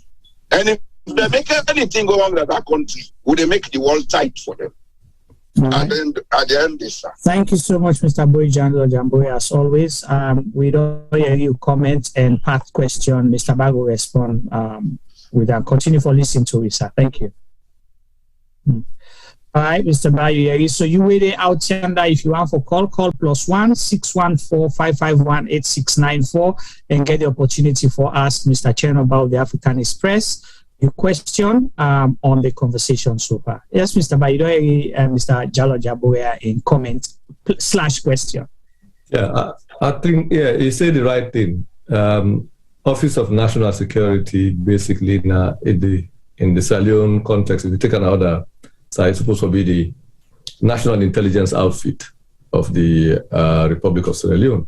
In fact, if anything, now if I don't advise governments that say, this issue of salaries, if that will be take note of, and if we're concerned about security issues, we have to address the issue regarding salaries and better pay for the military, for security sector people, because then that's the one way you will guarantee the security and safety of a country, by making sure your security sector personnel are well taken care of. So for make an intelligence outfit not see that in fact, in pointing that out is a help to the government. If I therefore don't see that long time ago as a national security coordinator, it's his responsibility. for even advice government regarding how for make sure that everyone in the security sector is well paid, well taken care of. But it's interesting to note that even as we talk to rise for the army, the police, and uniforms are even a challenge for the last 1 or 2 years. And those are issues we know about, but we haven't even talked about it. Okay. We'll get another caller on the line. Hello, caller. If you listen to your device now, for mute your listening device, tell me your name and which you call from any contributions. Yeah, don't mute me device. Yes, go ahead. I call from Netherlands. Okay. Mina Famo Kuruma. I just want to ask Mr. Bale, all these findings that we in the Fed. If government change, the government really can not take action over that, then get any other step ahead take. Oh, then just the give the figures, no more pull the secrets now do and left them for make anti-corruption take charge over them. Okay. I want to know that. So the question is, if this government not acts and if there is a change of government, the successive government not acts, within Africanist Press go do. Yeah. Okay. All right. Well, thank you so much for Famo Kuma. Keep listening to us. He will answer your question. Over to you, Mr. Bah. Well, the hope, that not a question for Africanist Press, so the role of the media and for inform and educate people. We're not a law enforcement institution or agency.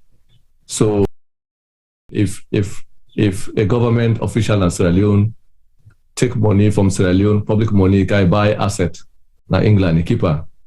So if we publish that, the authorities in England will get regulations, go to find out money laundering issues and take action.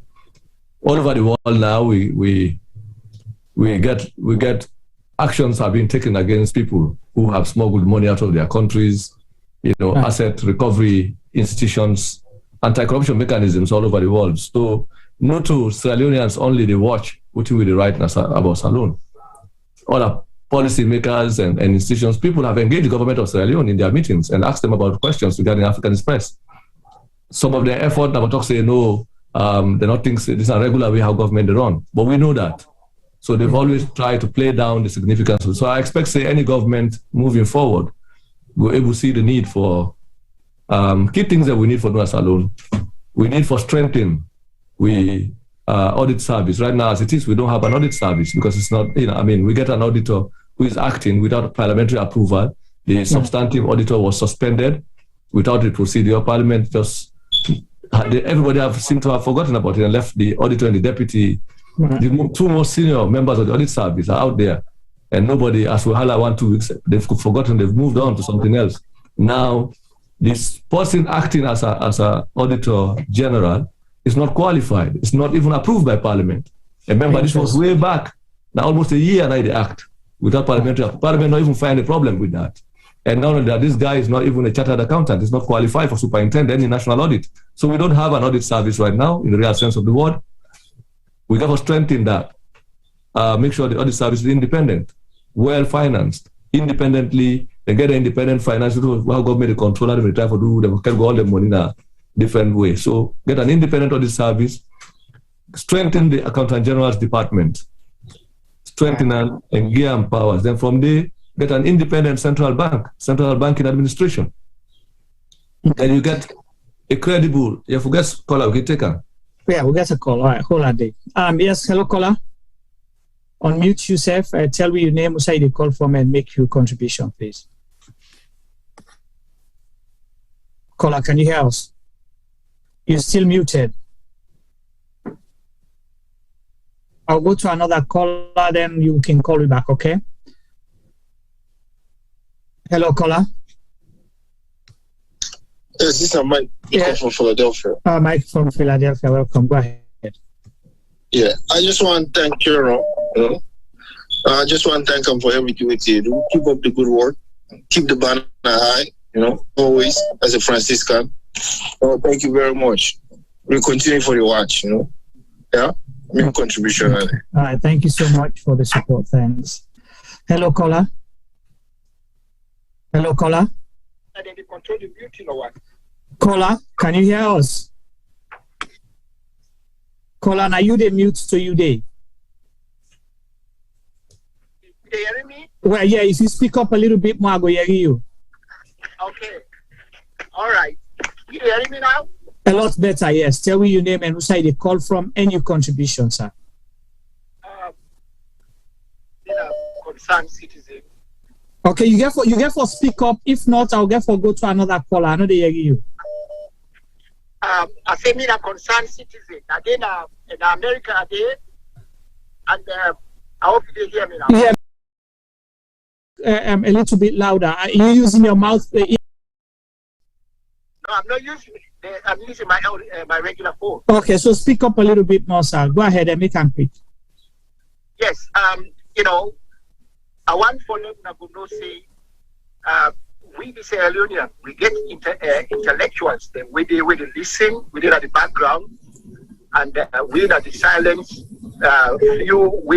We clean about Sierra Leone, we clean and concerned about Sierra Leone, and we know that influence and with authoritative body. So we are not get to worry about anything when they go on. Sierra Leone, everybody know what we don't go through. And even the international body, they know, say Sierra Leone, like a country where they drive towards a future.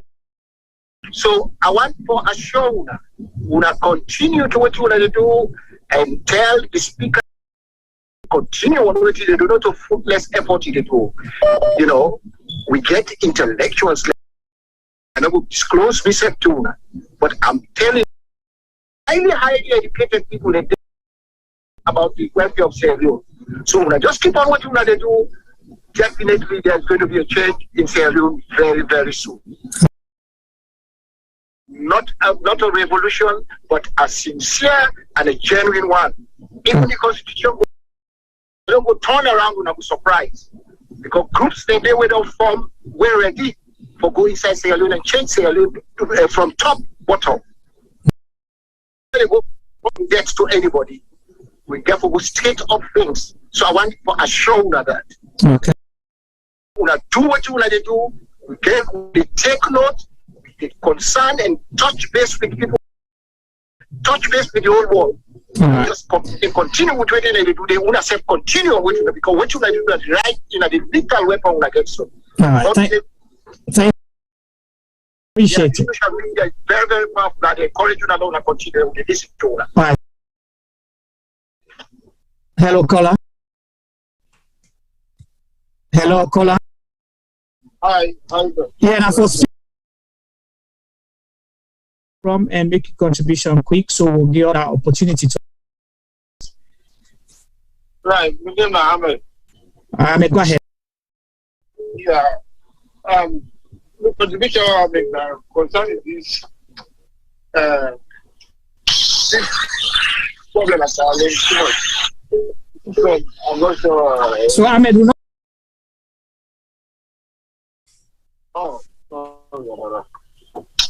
Hello, can you hear me now? Yeah. Go.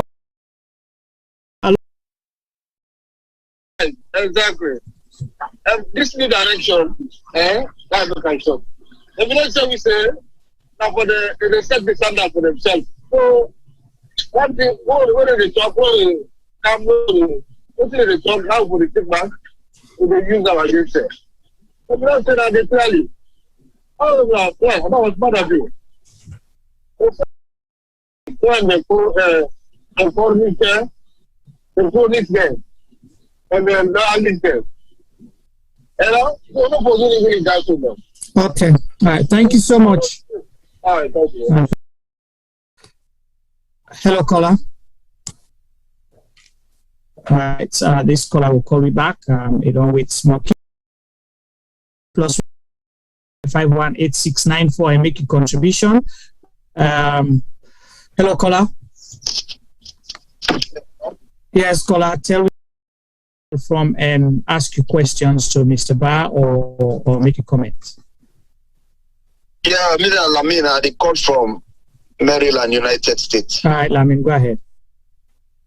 Yeah, Juma, I just want to tell you, thank you for this wonderful program.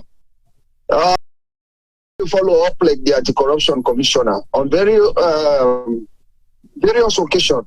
You know, when they ask them concerning about this Africanist Press, you know, in response, you always be like, oh, Africanist Press, not any serious thing. You understand? Yeah, speak up. No, he did come. Oh, you get me now? Yeah.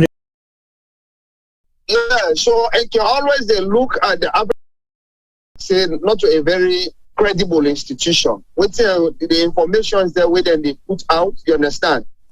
Not to take away for look for, not to take away for look into. So always, at least you look at MCC waiting at the score where normally they can get, you understand, from this MCC. So I just want to know if Africanists get any link, you understand, see, so that at least let us say go they get as to really, you understand, whether this government, in terms of finances, then they handle, you know, financial transaction properly, you know, because you will really say, oh, we get 80 this, we get 90 this, you know, always then they brag about this written and cost. So whether actually in the relationship or they get any connection with MCC. All right, thanks. Is a neutral, you know, a independent body on its own. Okay. All right. Thank you so much, Lan. Yeah, you're welcome. Yeah, Mr. Barna. The comments then so far, and the last question. Yeah, I just want to finish up for Suta. Yeah. Moving forward, I think if we able get the audit service, we get the Accountant General's Department, and kind of. We get all these institutions, the procurement agency, the national authorizing, independent. We will not need even what we call an anti-corruption commission, because what's in Parliament going to do now for just do an oversight, but all of these institutions going to work well. That proceed that more it's not. So anybody of law enforcement then could just investigate, charge the person to a fair trial. So this we get for build with institutions that empower them, make them independent. There will be no need for this kind of scandalous publications all the time. So that's what it's because that is very important, because one thing with regards to the last caller may observe is anything we can get for do with corruption with the state. And take example, the forged receipts, you know, that was published. Exactly, yeah. They tell we said that is not the job of the anti-corruption. So what is the actual job of the anti-corruption? It's not a limit, it's not a mandate where everything they push back either to the police or to other institutions or to parliament. It's just with the way you say, why do we need an anti-corruption commission? Yeah, so yeah, because the anti-corruption now, as we get, we don't know, say that just a weapon in the hands of dictators. Where you get a political opponent, where you're afraid in an election, you accuse her of corruption, you drag her in a court, they cut them. So that is what they're using. So when the purpose of the state able function effectively in the management of the affairs of the state, in the management and running government according to how government is supposed to run, manage money. So if we get do that, they serve the purpose for, then weaponize them in the essence for dictatorship, accuse people. And so when they come to government officials, then they always protect and pretend that is not their. So in my own view, we will not need if we order transparency institutions. Then the institutions we for manage from the Accountant General's office to make sure, say, you know, checks and other things we cannot comply. You know, write a check when I send on the Bank of Salon.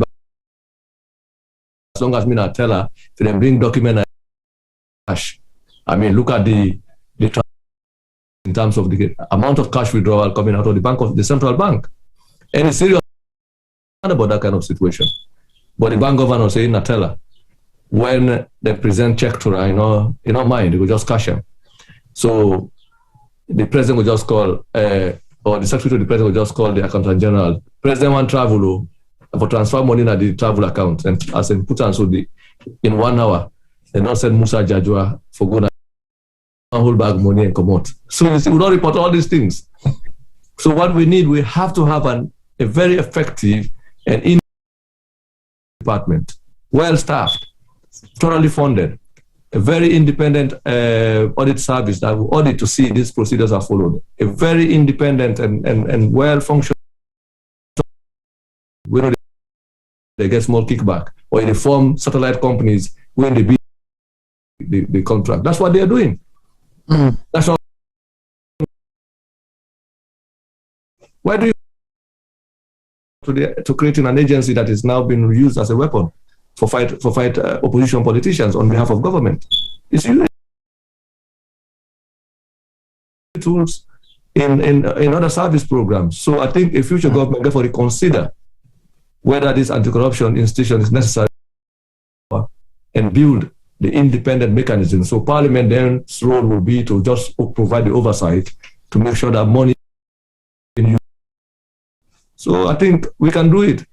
That now what to me thinks a future government for engaging. Then address the question of wages. So simple. Because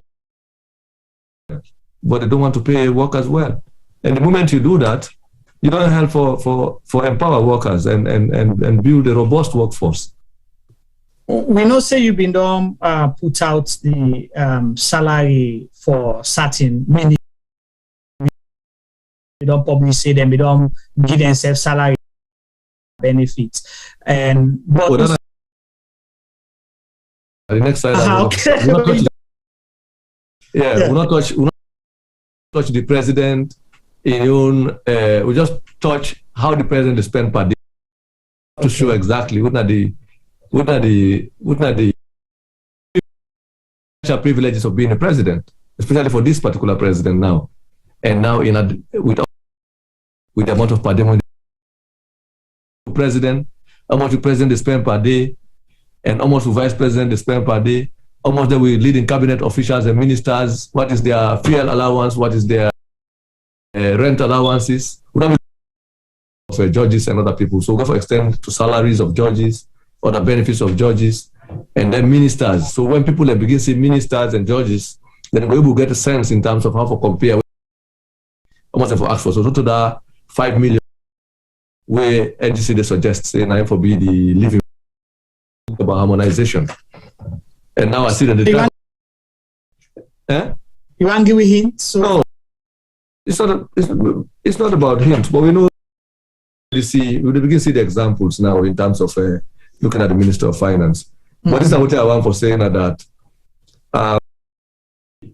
idea of having 5 million as a living wage, that should be reconsidered, because all we do if already we get a baseline in terms of how much certain grade levels have been paid to the Minister of Finance.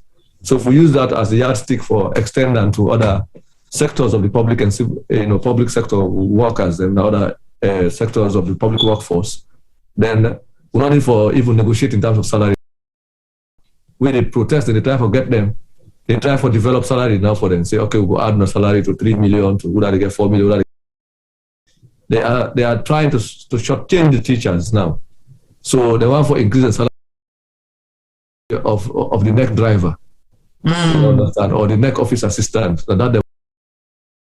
So I will encourage the people of Sierra Leone for increasingly speak out on the question of salaries, because that people will have to take care of.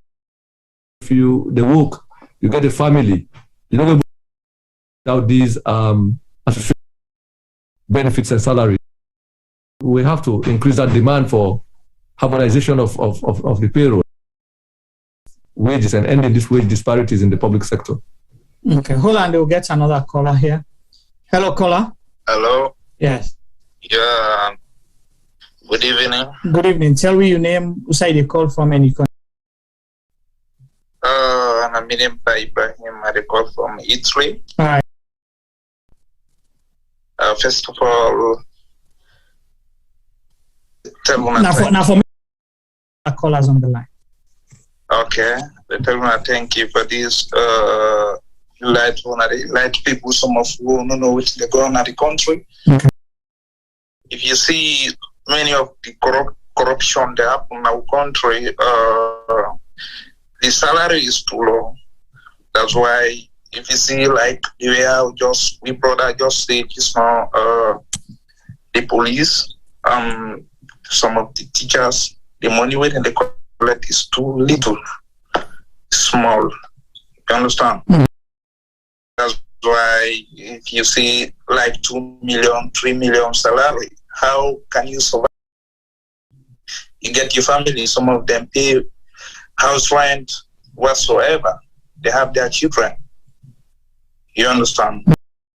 That's why if you see the police, the teachers, then they try to invent another way to live, because I don't believe that you can live on 2 million euros. Man that get family, something like that. You understand? Mm-hmm. Of salon, they need to look how to increase the salary of the workers. They take your time, you go school, after you finish, you get your family, everything, you begin work, then you begin collecting kind of money, then I don't believe is something that makes sense.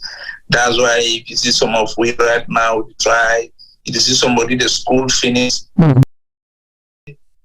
things hard for stay, it find it difficult for staying in country, because if you say you want to live the right way, you want to depend on only your salary, you can't live happy life in your country. Mm-hmm. That's why you see all those corruption that happen. Mm-hmm. You understand? Right. So that's my contribution. Thank you, Brian. Thank you so much. I think this call. No, Chernoh, go ahead. Sorry. I think it done a lot because this whole idea. Now some of that we just don't highlight. And then I definitely we will let forgo. We got conditions right now in the country, especially working conditions for professionals. We don't have to turn political to supporters of political parties, die-hard supporters of political parties, with the expectation that they can get political reward, compensation, appointments where they earn salaries. If we not address that, then this violence in politics is not going to end then outside of the parties. Mm-hmm. So I think that now one of the ways that we will begin to solve the problems. I think what we possibly would expect is that governments, when we don't throw before us that the Africanist Press is willing to help the Anti-Corruption Commission in their way of charge. I think when I don't begin on earth this, I was expecting possibly they will say, okay, what are your suggestions? Bring us more information we'll be able to work with, and then call other experts then for can help them, rather than sending a team to brand you as a national security threat to Sierra Leone. So it's like, I don't know what their strategy is really. Well, I see.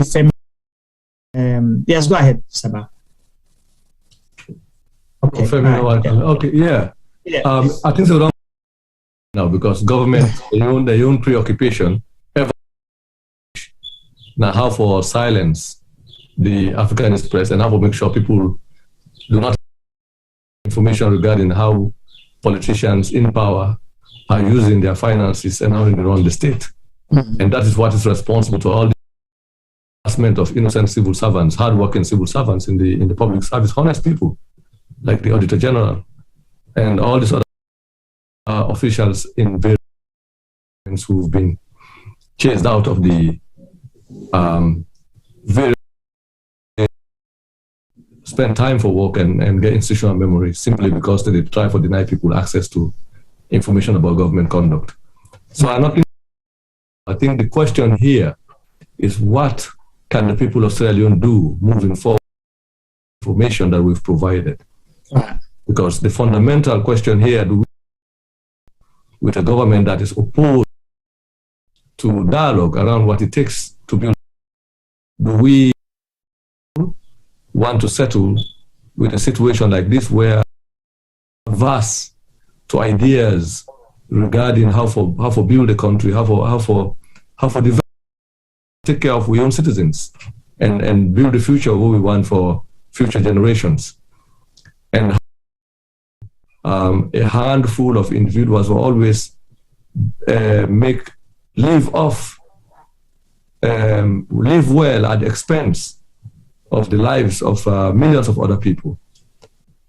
And I think, say, for me, this is now an opportunity for we for education, because we get a year to election. What is the significance of the citizen? How, when it comes to matters like this? Because that is the only power now people of Sierra Leone get. Anybody say something to the government or like, a problem. Now your workplace, you go work, you're not happy. They even look and not sure what you will say. So there's no freedom in the workplace. There's no freedom in the homes. There's no freedom on the streets. There's even no side of Sierra Leone who are trying to engage with the people of Sierra Leone and the government that they have back home to think about how they can make things better. Because you see, the government is not how for tap into some of the things they say so that they can shape and build the government and make things better. They're thinking about how for arrest how for criminalize. Which government spends time to make its own citizens criminal about how a government goes forward? So the question, do we who think that this is their right to be in power, and because they're in power, they can make anybody a criminal citizen is opposed to the way on, because the democracy is the exchange of ideas, where citizens have to engage government and demand more concessions every day. Build 1,000 every community for demand more schools, for demand more roads, for demand increase in water supply. There is no where a government says that we don't complete everything, nobody needs anything. Societies do not develop like that. And always ask more of their government. So when few individuals in power, thinking that because they have an army, they have the judiciary under their control, they have prison cells that they can lock people so they can turn anybody a criminal because that person more for the country. We want the country to be better than the way. That is not the kind of government I think we have to have. So the essence of this conversation, I think, is for help people to understand, say, it gets at the question of what is the kind of country do we want? Do we want the president and his wife thinks the central bank is their private property, then they just withdraw money anyhow they want? Is that the kind of government we want? Do we want a president who will man for simply saying something the government doesn't mean? Or do we want a government to write something about saying take care of workers and increase their salaries, so that citizen that writes that is going to be called a security threat? I mean, that is not the country we want. So the only way we get for exercise we right as people now through elections, and we have to be about the importance of registering for voting, for the vote. Register properly in the area you get for vote, and vote, and the responsibility of both political leaders and citizens for protecting. We have to make sure, say, the electoral democracy provide answers for we, because if we're not able to make the answers and solution to the kind of government and the kind of society we want, people will begin to think about other things. Because lots of people, and now this platform will always go. We don't even go further for say you vote right, but you vote now your life, because it depends on your livelihood. If you vote for the bad person, we not care for you, you will staff, medicine, no, they, you picking, they're not going to get better education, because if teachers are upset because they don't get paid well, like I saw a video about Kailao. Now, one grade go to school because not go, and this is not exam term. It's supposed to be exam term. Not long we see a message from the Ministry of Education. They tell teacher and say, let them go to school no more, then we'll discuss salary later. How on earth? You condition vehicle, you they enjoy all creatures great and small, they have reach for you. Teachers say, because they talk. Some of them know they get opportunity for get them for 3 to 6 months. They don't get their regular salary. So all of those things. So the concern where people they express is how how sure are they that even if they go there, register and vote, their vote will be protected, because people are saying that if this government has been doing all this, they're capable of rigging. Yeah. About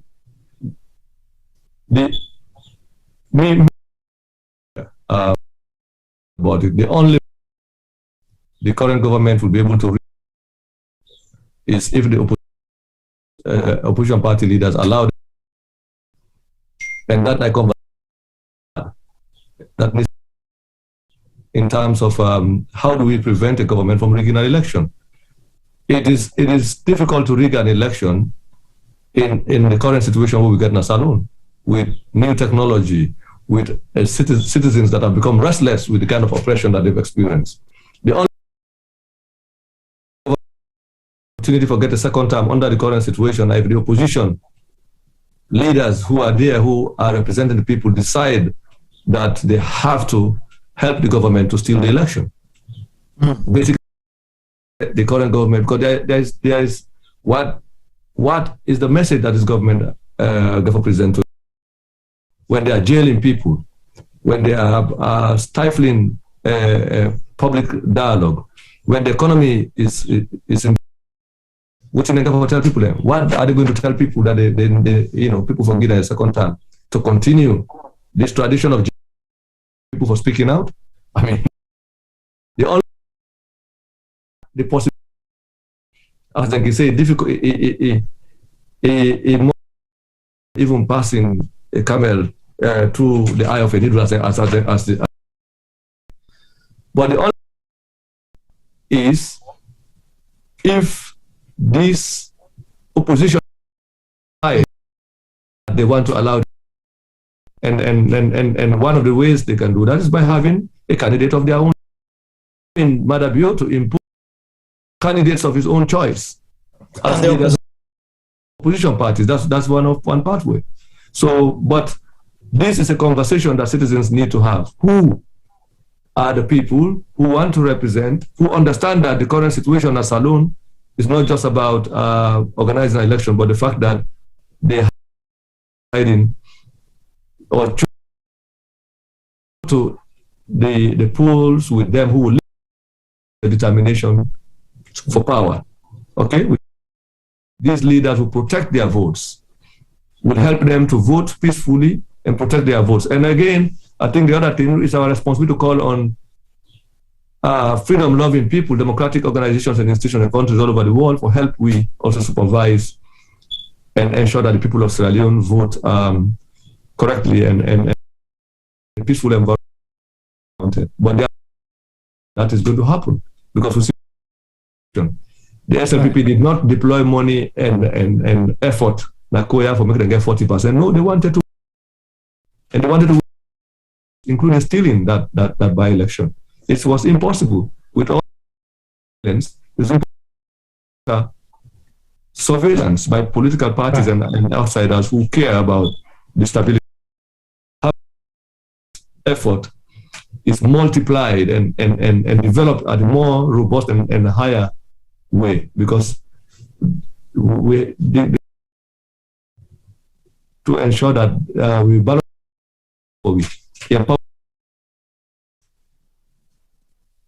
Okay, thank you so much for that, Mr. Fogo. I just get two last questions for you, if you don't mind. Mm-hmm. So the first one is the last program. the Africanist Press exposed, and not elect for say you, is Africanist Press, about the option now the United building wherever they be. Yeah. So denial coming chance, but now everything don't normalize. So do you have any updates on that? Because because now I break the story whether on again any update. Yeah. We saw people that were moved to another, and then everything don't go back to normal. What we know say dishonestly, the government don't take the people away squander the money we report about, make them witnesses for prosecute people the transactions that were reported. Up to now, the government of Sierra Leone cannot talk about what happened to the over $4.6 million they transferred in 2019 from Freetown to New York. The contractors and they not do nothing with that. In fact, as we talked the last time we attended the court hearing,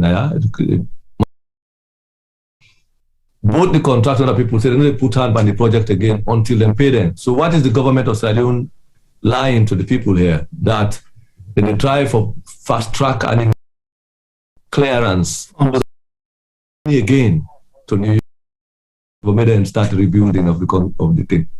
That's what I heard from the court.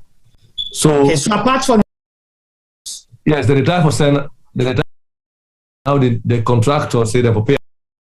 So government because they cannot go through whatever approval, so they say that they seek authorization from the procurement office. Now Freetown for lawyer argued. In fact, the contractor and now they all man don't pull hand at the case.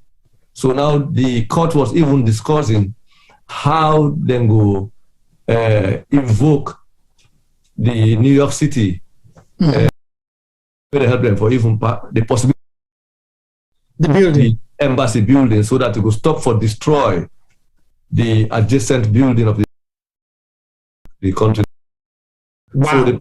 So while that drama they go on, that is kept away from the public, then they go with a court performance in Freetown against opposition politicians they feared running election.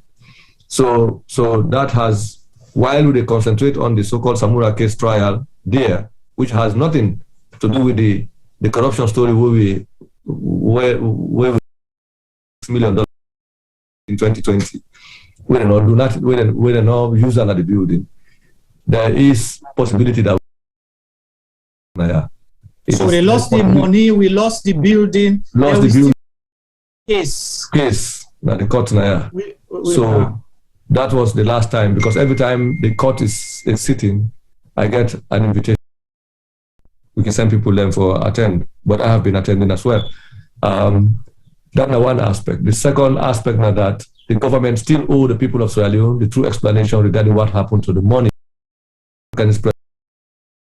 which they transferred, the money that was donated by the Chinese government. That was the 2019 and 2020. We don't show all the transactions of the bank statement.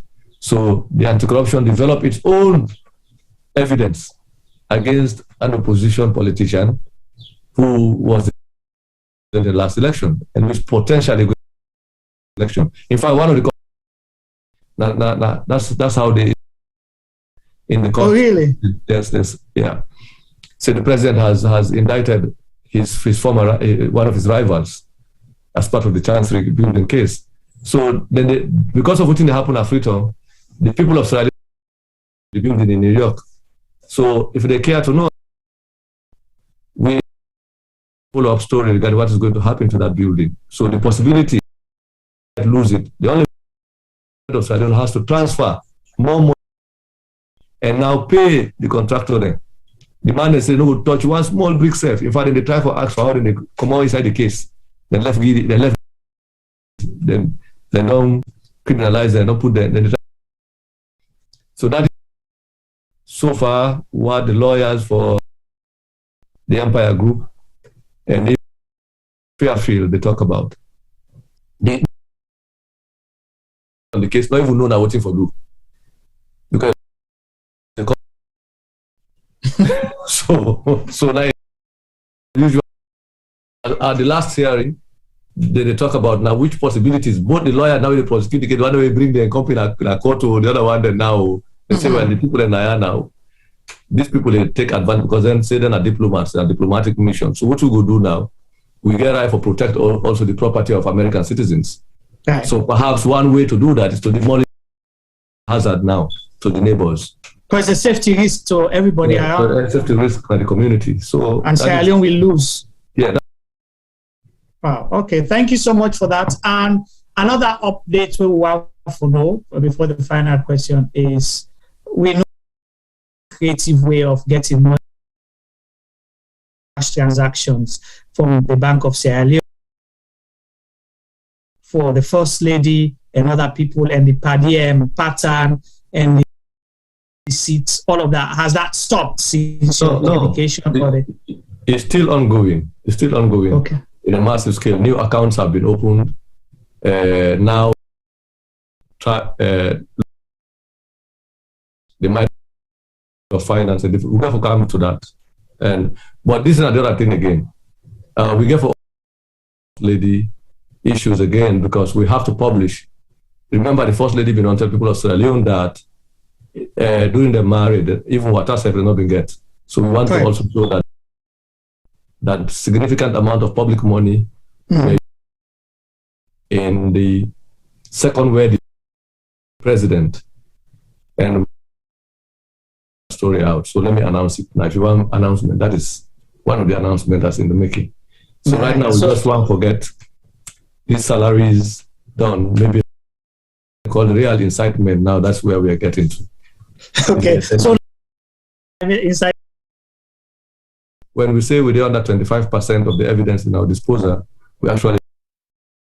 So in the next couple of days, we the show say, Salome, the misuser, the mean for help the married in Africa. We are not alleged. Wow. Yeah. And finally, what would you expect in the next few months with this threatening letter from an Office of National Security? Are you going to stop? Because we see, you mentioned human rights issues overlook them because you look at the United States Department's the human rights report. Part of the section is about corruption.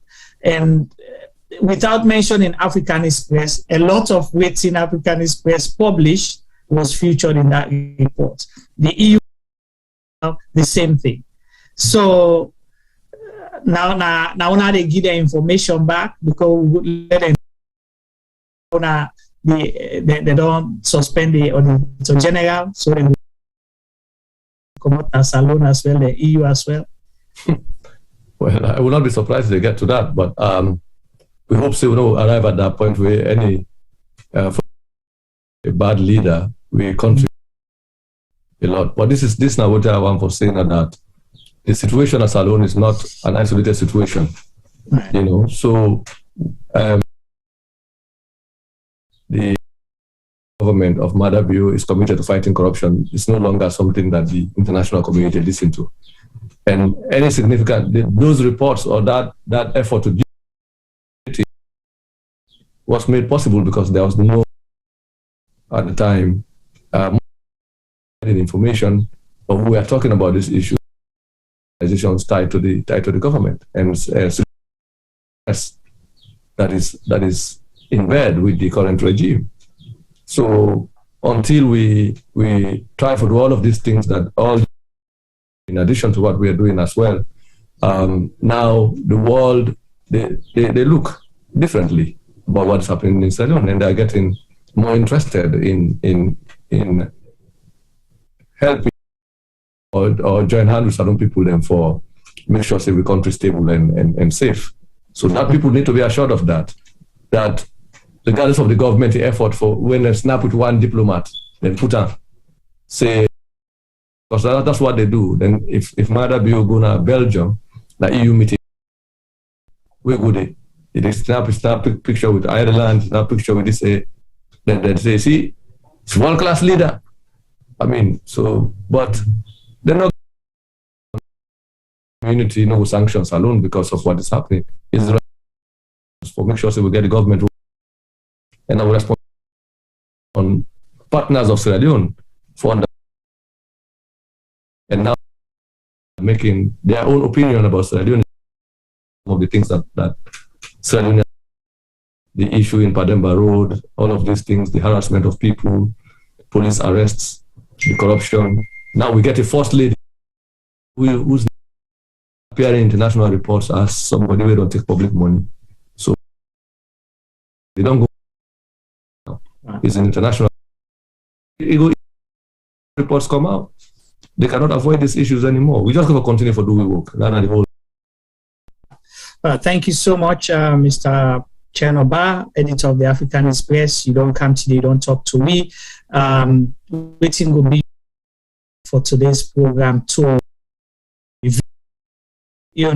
fans and followers of the Africanist Press, the government of Sierra Leone, then casualties, the fights of, on waiting of, hope and I think in this letter from the ONS will continue what has happened in the civil service, in the public sector workforce before we arrive at this letter. So in the next couple of weeks or days, we teams of government's effort to silence the Africanist press within the country, showing their names, what has happened to them, and write their stories, but document processes that they've been subjected, the torture, administrative torture that they've gone through as a consequence of being just regarded as suspects. Suspects. You see, in the Africanist press inside the government. Yeah. So just being a suspect, you are liable for arrest and like them kind bad dictatorship. Like no more a suspect. Yes, like how they say with the whole of overlooking. So that kind thing there. So they will suspect people that are the civil service, they purge there, subject them to inquiry. So they begin publish their inquiry report, and then now maybe people say, so that's these are the people who were this publication. So they've been trying very hard to make us irrelevant, to make us like we are not important. But we know a joke they do. So now we show the people that now this one, maybe we'll take evidence of graft now. Like I say, we got to publish almost the wedding of the president being cost the people of Sierra Leone. Then from then on, we'll move to other things then. There's more interesting stuff. So don't get worried about whether we're going to stop. No. If I would have to do this 10 times again, I would do it again 10 times. So nothing really move me from that. In fact, this just enhances what we are trying. It makes us more ready to do. So we will anything out of Mali, anything that is not evidence-based. And every time we publish something, it by evidence we maintain it. Thank you so much, Mr. Chernoh Bah. Once more, to viewers, them we want to say thank you, and apologies for the break in transmission during the for regardless if the time for puts we off here or not. We all therefore continue for talk about the issue here, and which we will say we don't peel the bonga, we don't peel the abas now so today on a and because Africanist Press talk about not far from waiting, we always do, quality of life for people, and quality of life starts with no way you will feel comfortable about. But what's a shame in a country where in Sontaobi they feel say the post where wear the military uniform when are the lieutenant colonel or colonel, they get good money. Imagine that lieutenant colonel get so now also they say so now not the vex pan them if they're not the couch food for anymore. you know, the salary, the driver na neck, you know, they get more salary than the lieutenant colonel. The driver na neck, they get more salary than the teacher. So landlord, if that teacher not able to pay you for that impan body side, they are not getting notice because they are not too greedy. Kukri man, you where the teacher they go trust Kukri to every month. Wait time reach for pay at the end of the month, they not pay you. It hide. Just understand, say that because that 1,300,000, so they not even do for in transportation and other things. Then because you get family, so it is a sad society, unfortunately, but people try to normalize the situation, which is very sad. And out of that, I was expecting somebody like possibly a Black Hawkaway. I think possibly he may not be a teacher one time for being be considerate for say, you know, no, la no write this kind of la for the people. Or sometimes come on a family we get teachers as family members, or sometimes where they teach right now. So Africanist Press publish about salary disparity, but then they don't threat, which is unfortunate. So meaning nobody again at the country. We can turn mumu, then we don't know what's going to happen next. Teachers went on radio for advocacy, send them, but the teacher not even talked on the arrest time where they come out na AYV and go lock on a police. What a sad situation. I'm going to continue for listening to we, and thank you so much for all your contributions, and we will do it tonight again. Hopefully this Saturday. If not, we will. Thank you and good night. Mina Yvonne Akiswaya, Mayor of Freetown, and I'm really glad for telling her all I'll do in Boku Tenki on this my 4th anniversary in office, 11th of May 2022. I come into office with a commitment for transform Freetown. Not to work with me one able do, now work with all they do together. 4 years on, I'm so grateful to God and everybody will work with me. Say we don't touch every single part of Freetown. Transform Freetown, don't make a mark. From Ward 446 through to Ward 399. From Oregu Bridge through to Levuma Beach. No sign or day where you not go see the evidence, the footprint and the work of Freetown City Council. When it comes to transform Freetown, we really focus on transforming lives. We mean say the small things themselves matter. And we not focus on one part of the city, we make sure say we touch East, Central and West. And this takes me now to Wilberforce Multi-Purpose Center. I not call a market because it passed market. We take off from Usami predecessor left for continue the work for complete this project. We don't do a significant amount. And although we've been get some donor funding, the vast majority of the money will make you able to see this impressive structure. We hope for finish in just another few months.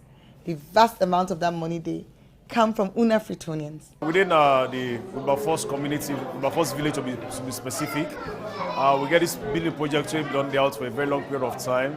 I think it's about 5 years we don't start this project, but we don't see some remarkable improvements that don't take place over the first 2-3 years, under the leadership of our worship, the Mayor Yvonne Akiswaya.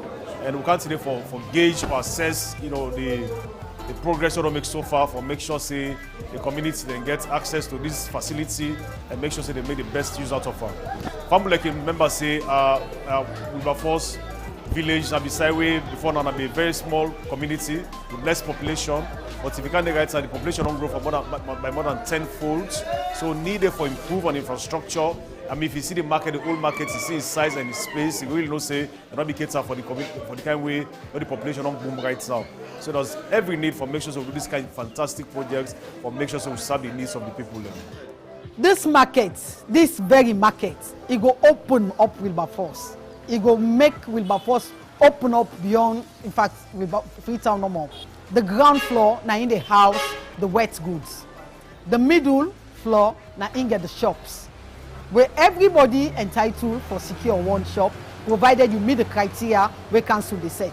Then the top floor, where go be the third floor, now then at the community center, as we the constrain with a strain for community center. Like water facility where we dey go as strain, lights facility, toilets facility, we not been get them before. But now, so the structure where we don't see now this new markets, everything available. This is a clear evidence for say if you pay your tax, they expect service delivery. Right, look at this facility. I mean, this is the second time and I'm quite impressed. As I move around, I go up, I see the mall, then you see the community center. That's a fantastic project. Right, this you definitely give this community a very serious facelift. Right, so if you see them can't see, they know for pay tax, they don't know what you're supposed to do. But I'm really impressed, and I'm sure the community and the rest of Pritonians will be impressed with this type of projects here.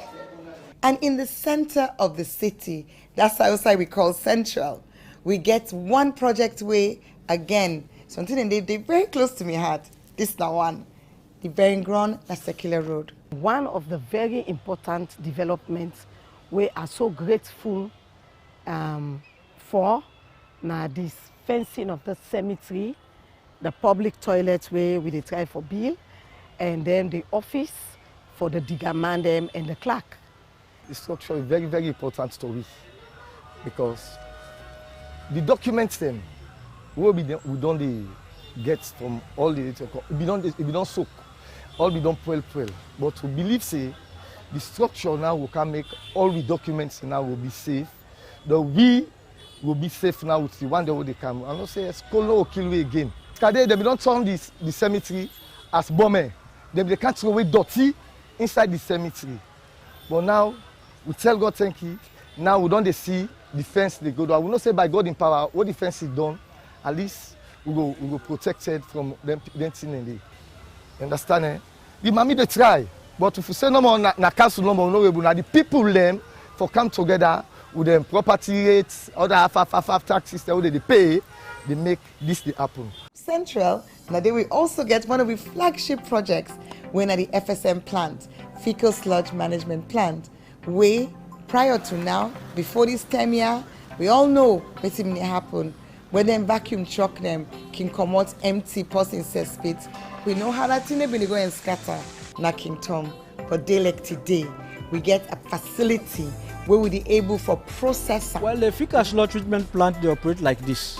First the trucks, then they come in, they register at the security post, and waiting and they register at the voucher when they don't buy from city council. Open. When they trucks them, they sludge, and then got sewers, then got another side there, it been got a negative impact on the environment. Once, because people them in there where they get contaminated and get sick because of them thing, but now that don't reduce at the city, and illegal discharge again of sludge that the city don't minimize.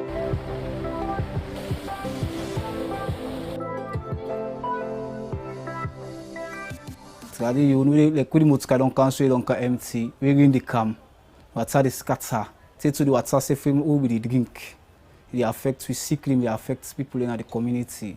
But for me, they can open the project as you see they look less. Through the mayor and donor partners them like Gold Sierra Leone and DFID, when on a FCDO, they come up the initiative for develop and build this plant. We don't get a positive impact in Freetown. From the time of the plant, we don't open them, we don't run out, we don't optimize them full to date. We don't treat 1,089 trucks of various capacities. We don't continue, we move on education. We will not do the nursery school na Congo Water Market. Now, we're about to open the nursery school na Cruton Road Market. This not what we call transforming lives. We market woman, able kind of market in no say in Pekin, in not just safer, but in the land book. And today, tomorrow, next tomorrow, that Pekin, when they can sell with his mama, fala a mama can sell, can be lawyer, doctor, anything, because we provide that environment within the marketplace. What's happen now? The mayor, now can open school for we the market woman will Pekin them. Follow we go get side, we go the can left for Pekin them, so we do business. We no go worry for picking them. The picking them be the loss. Pass the comrade and they go and fend and picking them. And not to one picking them be the loss. And with a strain for selling customer because the picking them be the hamburg. So like when these snows don't care, we gladly We know so we own strangeness don't do.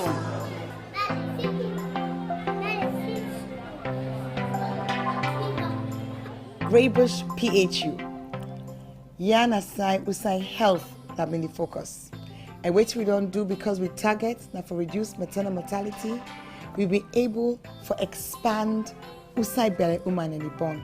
Then evening, of course, the postnatal, we get no postnatal unit. Now just one bed, 9 day. And you can't imagine how they get some 2-3 deliveries then. Whether they don't born, we have to put down, and that they meet, in fact, we for observe woman for them for 24 to 48 hours before we let them go. But because of that, because of the space, we normally do that day. As you born, maybe we take hours to say go home, anything come. But with that extension now, we then do really appreciate them. We now able to observe them for some hours, for 24 to 48 hours. Like in the East, one of the projects that we can make Agladi so much. Now what we do na Jalo Terrace, we this very moment we complete the water well with the submersive pump. The population all on the other side, inside the water the other side, pass you pay, and we no get money half of we pay other side. Now all this water na do depend on. We saw we dey get and I be don't well, so we tell the mayor thinking I make yanda. We saw we get the water so they like today. Jalo Terrace also gets 9 solar street lights where they win as part of the cleanest zone competition. Then you go take a ward like Ward 411 where they up the hill. You get a bridge now a place where they call Bundowata. That bridge there, something like the size of my table. You where they far, you're not gonna know the value. But for the community, that bridge there na a game changer. Community they not be able to connect. Like we where they move with the bike, mean a private bike maybe they use. Likewise the one day where they use then commercial bike there also. But they get accidents then fast at this place also.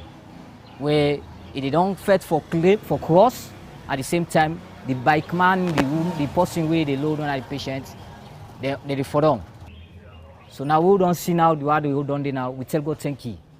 Bundowata Bridge, not just one example of so many interventions we would do at community level where they make a significant impact on communities. From the rehabilitation of markets, the introduction and installation of multiple over 130 water tanks, to bridges, to drainages.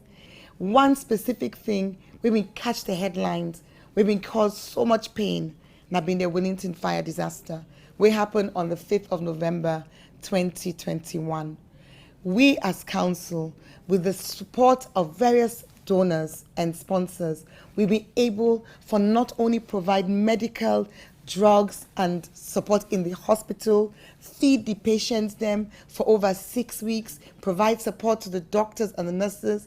In all the left day, the one day we survive, and the families of the one day we not survive, 256 families, will be able for give them cash transfer up to the tune of 1,450,000 each. We spend over 320 million leons. Well, to be start with, we get the accident in a hospital, cannot they admit. The first thing experience we get as a goodness from the FCC in our Freetown City Council is that from the mayor, he be take charge for taking the feeding. And be the feed we make provision, we eat up to 40 per day. And later we will discharge, we can homes them. He also creates a vacuum for make a space for we able to get small thing now because as you know this problem will involve we discharge, we can host, not be able to do something on your own. The mayor look at them say, them people are going to run discharge, so they're not able to get better thing at the end. If them provision, it make a way, we are in get small thing, we provide sim there, where the money worth to 1,400,000 and some 100. So we able to receive them from the mayor. So all the goodness that we get from the mayor, we're happy for them. Wellington fire disaster, it touched we all. But fire disasters that happen so many times, up to 39 or 40 times inside 2021. And time again, council come in and provide support. One other one, where touch me, Nabohen Street, where after that disaster day, we've been able to mobilize internally. Now FCC, that they mobilize that money day, then go and raise them from friends and family, able to rebuild that structure. and help them people then for restart their lives. Mayor come, can see the host way born, a rescue, the council of Waka Waka. Yeah, Mayor, they can build for we this host. Mayor commander the rain, they can no give the host back with gladness. So we support Mayor. Me, I'm glad for Mayor 200%, because not 200%. Forget this guy Mayor, yeah. Huh? Not so inborn we. You look, he's sorry for we. They can't build for we the host. It powerful pass the hard the host be the safe. From east to central to west, we done the work inside Transform Freetown.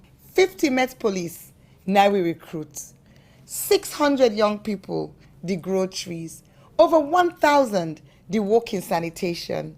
Transform Freetown, not just for say, look the bridge yonder, now for say, we're posting on our house, they get tin for putting in table. The work boku, today, in this short video, we're not going to talk all thing, but I want to let family them know, say we don't produce, like we do every year, with year report on Transform Freetown. The book, it quickly leave it so, no worry, but it's available. You will want to read them for see all what we don't do, word by word, sector by sector. Now for go on our website, www.fcc.gov.sl. Make a talk and back. www.fcc.gov.sl. There you go read but the work we don't do for make improvements in the markets. You go read but the drainage them, but the culvert them. You go read about the improvements in sanitation. You go read about them big things them as well, like the progress we would make on the cable car. Not for mention Freetown, the tree town, we would not really hear boku but Freetown now we all city. So I don't talk about so many sectors, but I not go done if I not talk about one sector, revenue mobilization. That one day, not so much me to show you waiting me do, I to show you waiting you do. Because all waiting Freetonians then do in paying their rates, property rates, local tax, business license, market dues, all waiting una do, 9 translate to so much of the interventions where we don't talk about today. So as we continue, as we move on to the 5th year, let we continue for hold hands, work together, not just as a team, but as a family. Thank you for 4 years of being the mayor of Freetown. I really, really appreciate you now all, and I look forward to we working together for continue for Transform We City.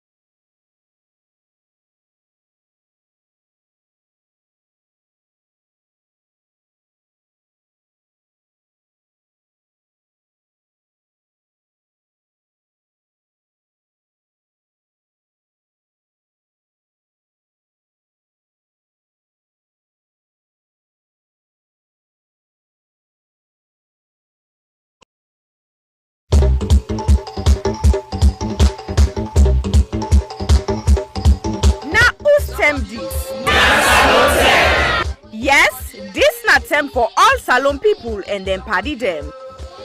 Sarah Gem Media will be bringing you a variety of programs ranging from documentaries to discussions, interviews, news, views, sports, and entertainment.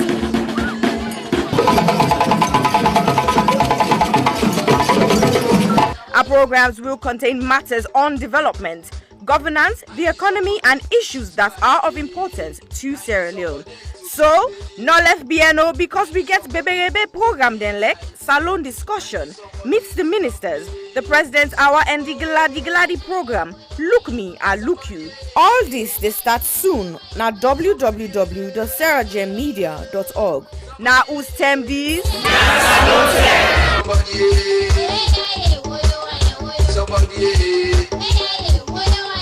Somebody.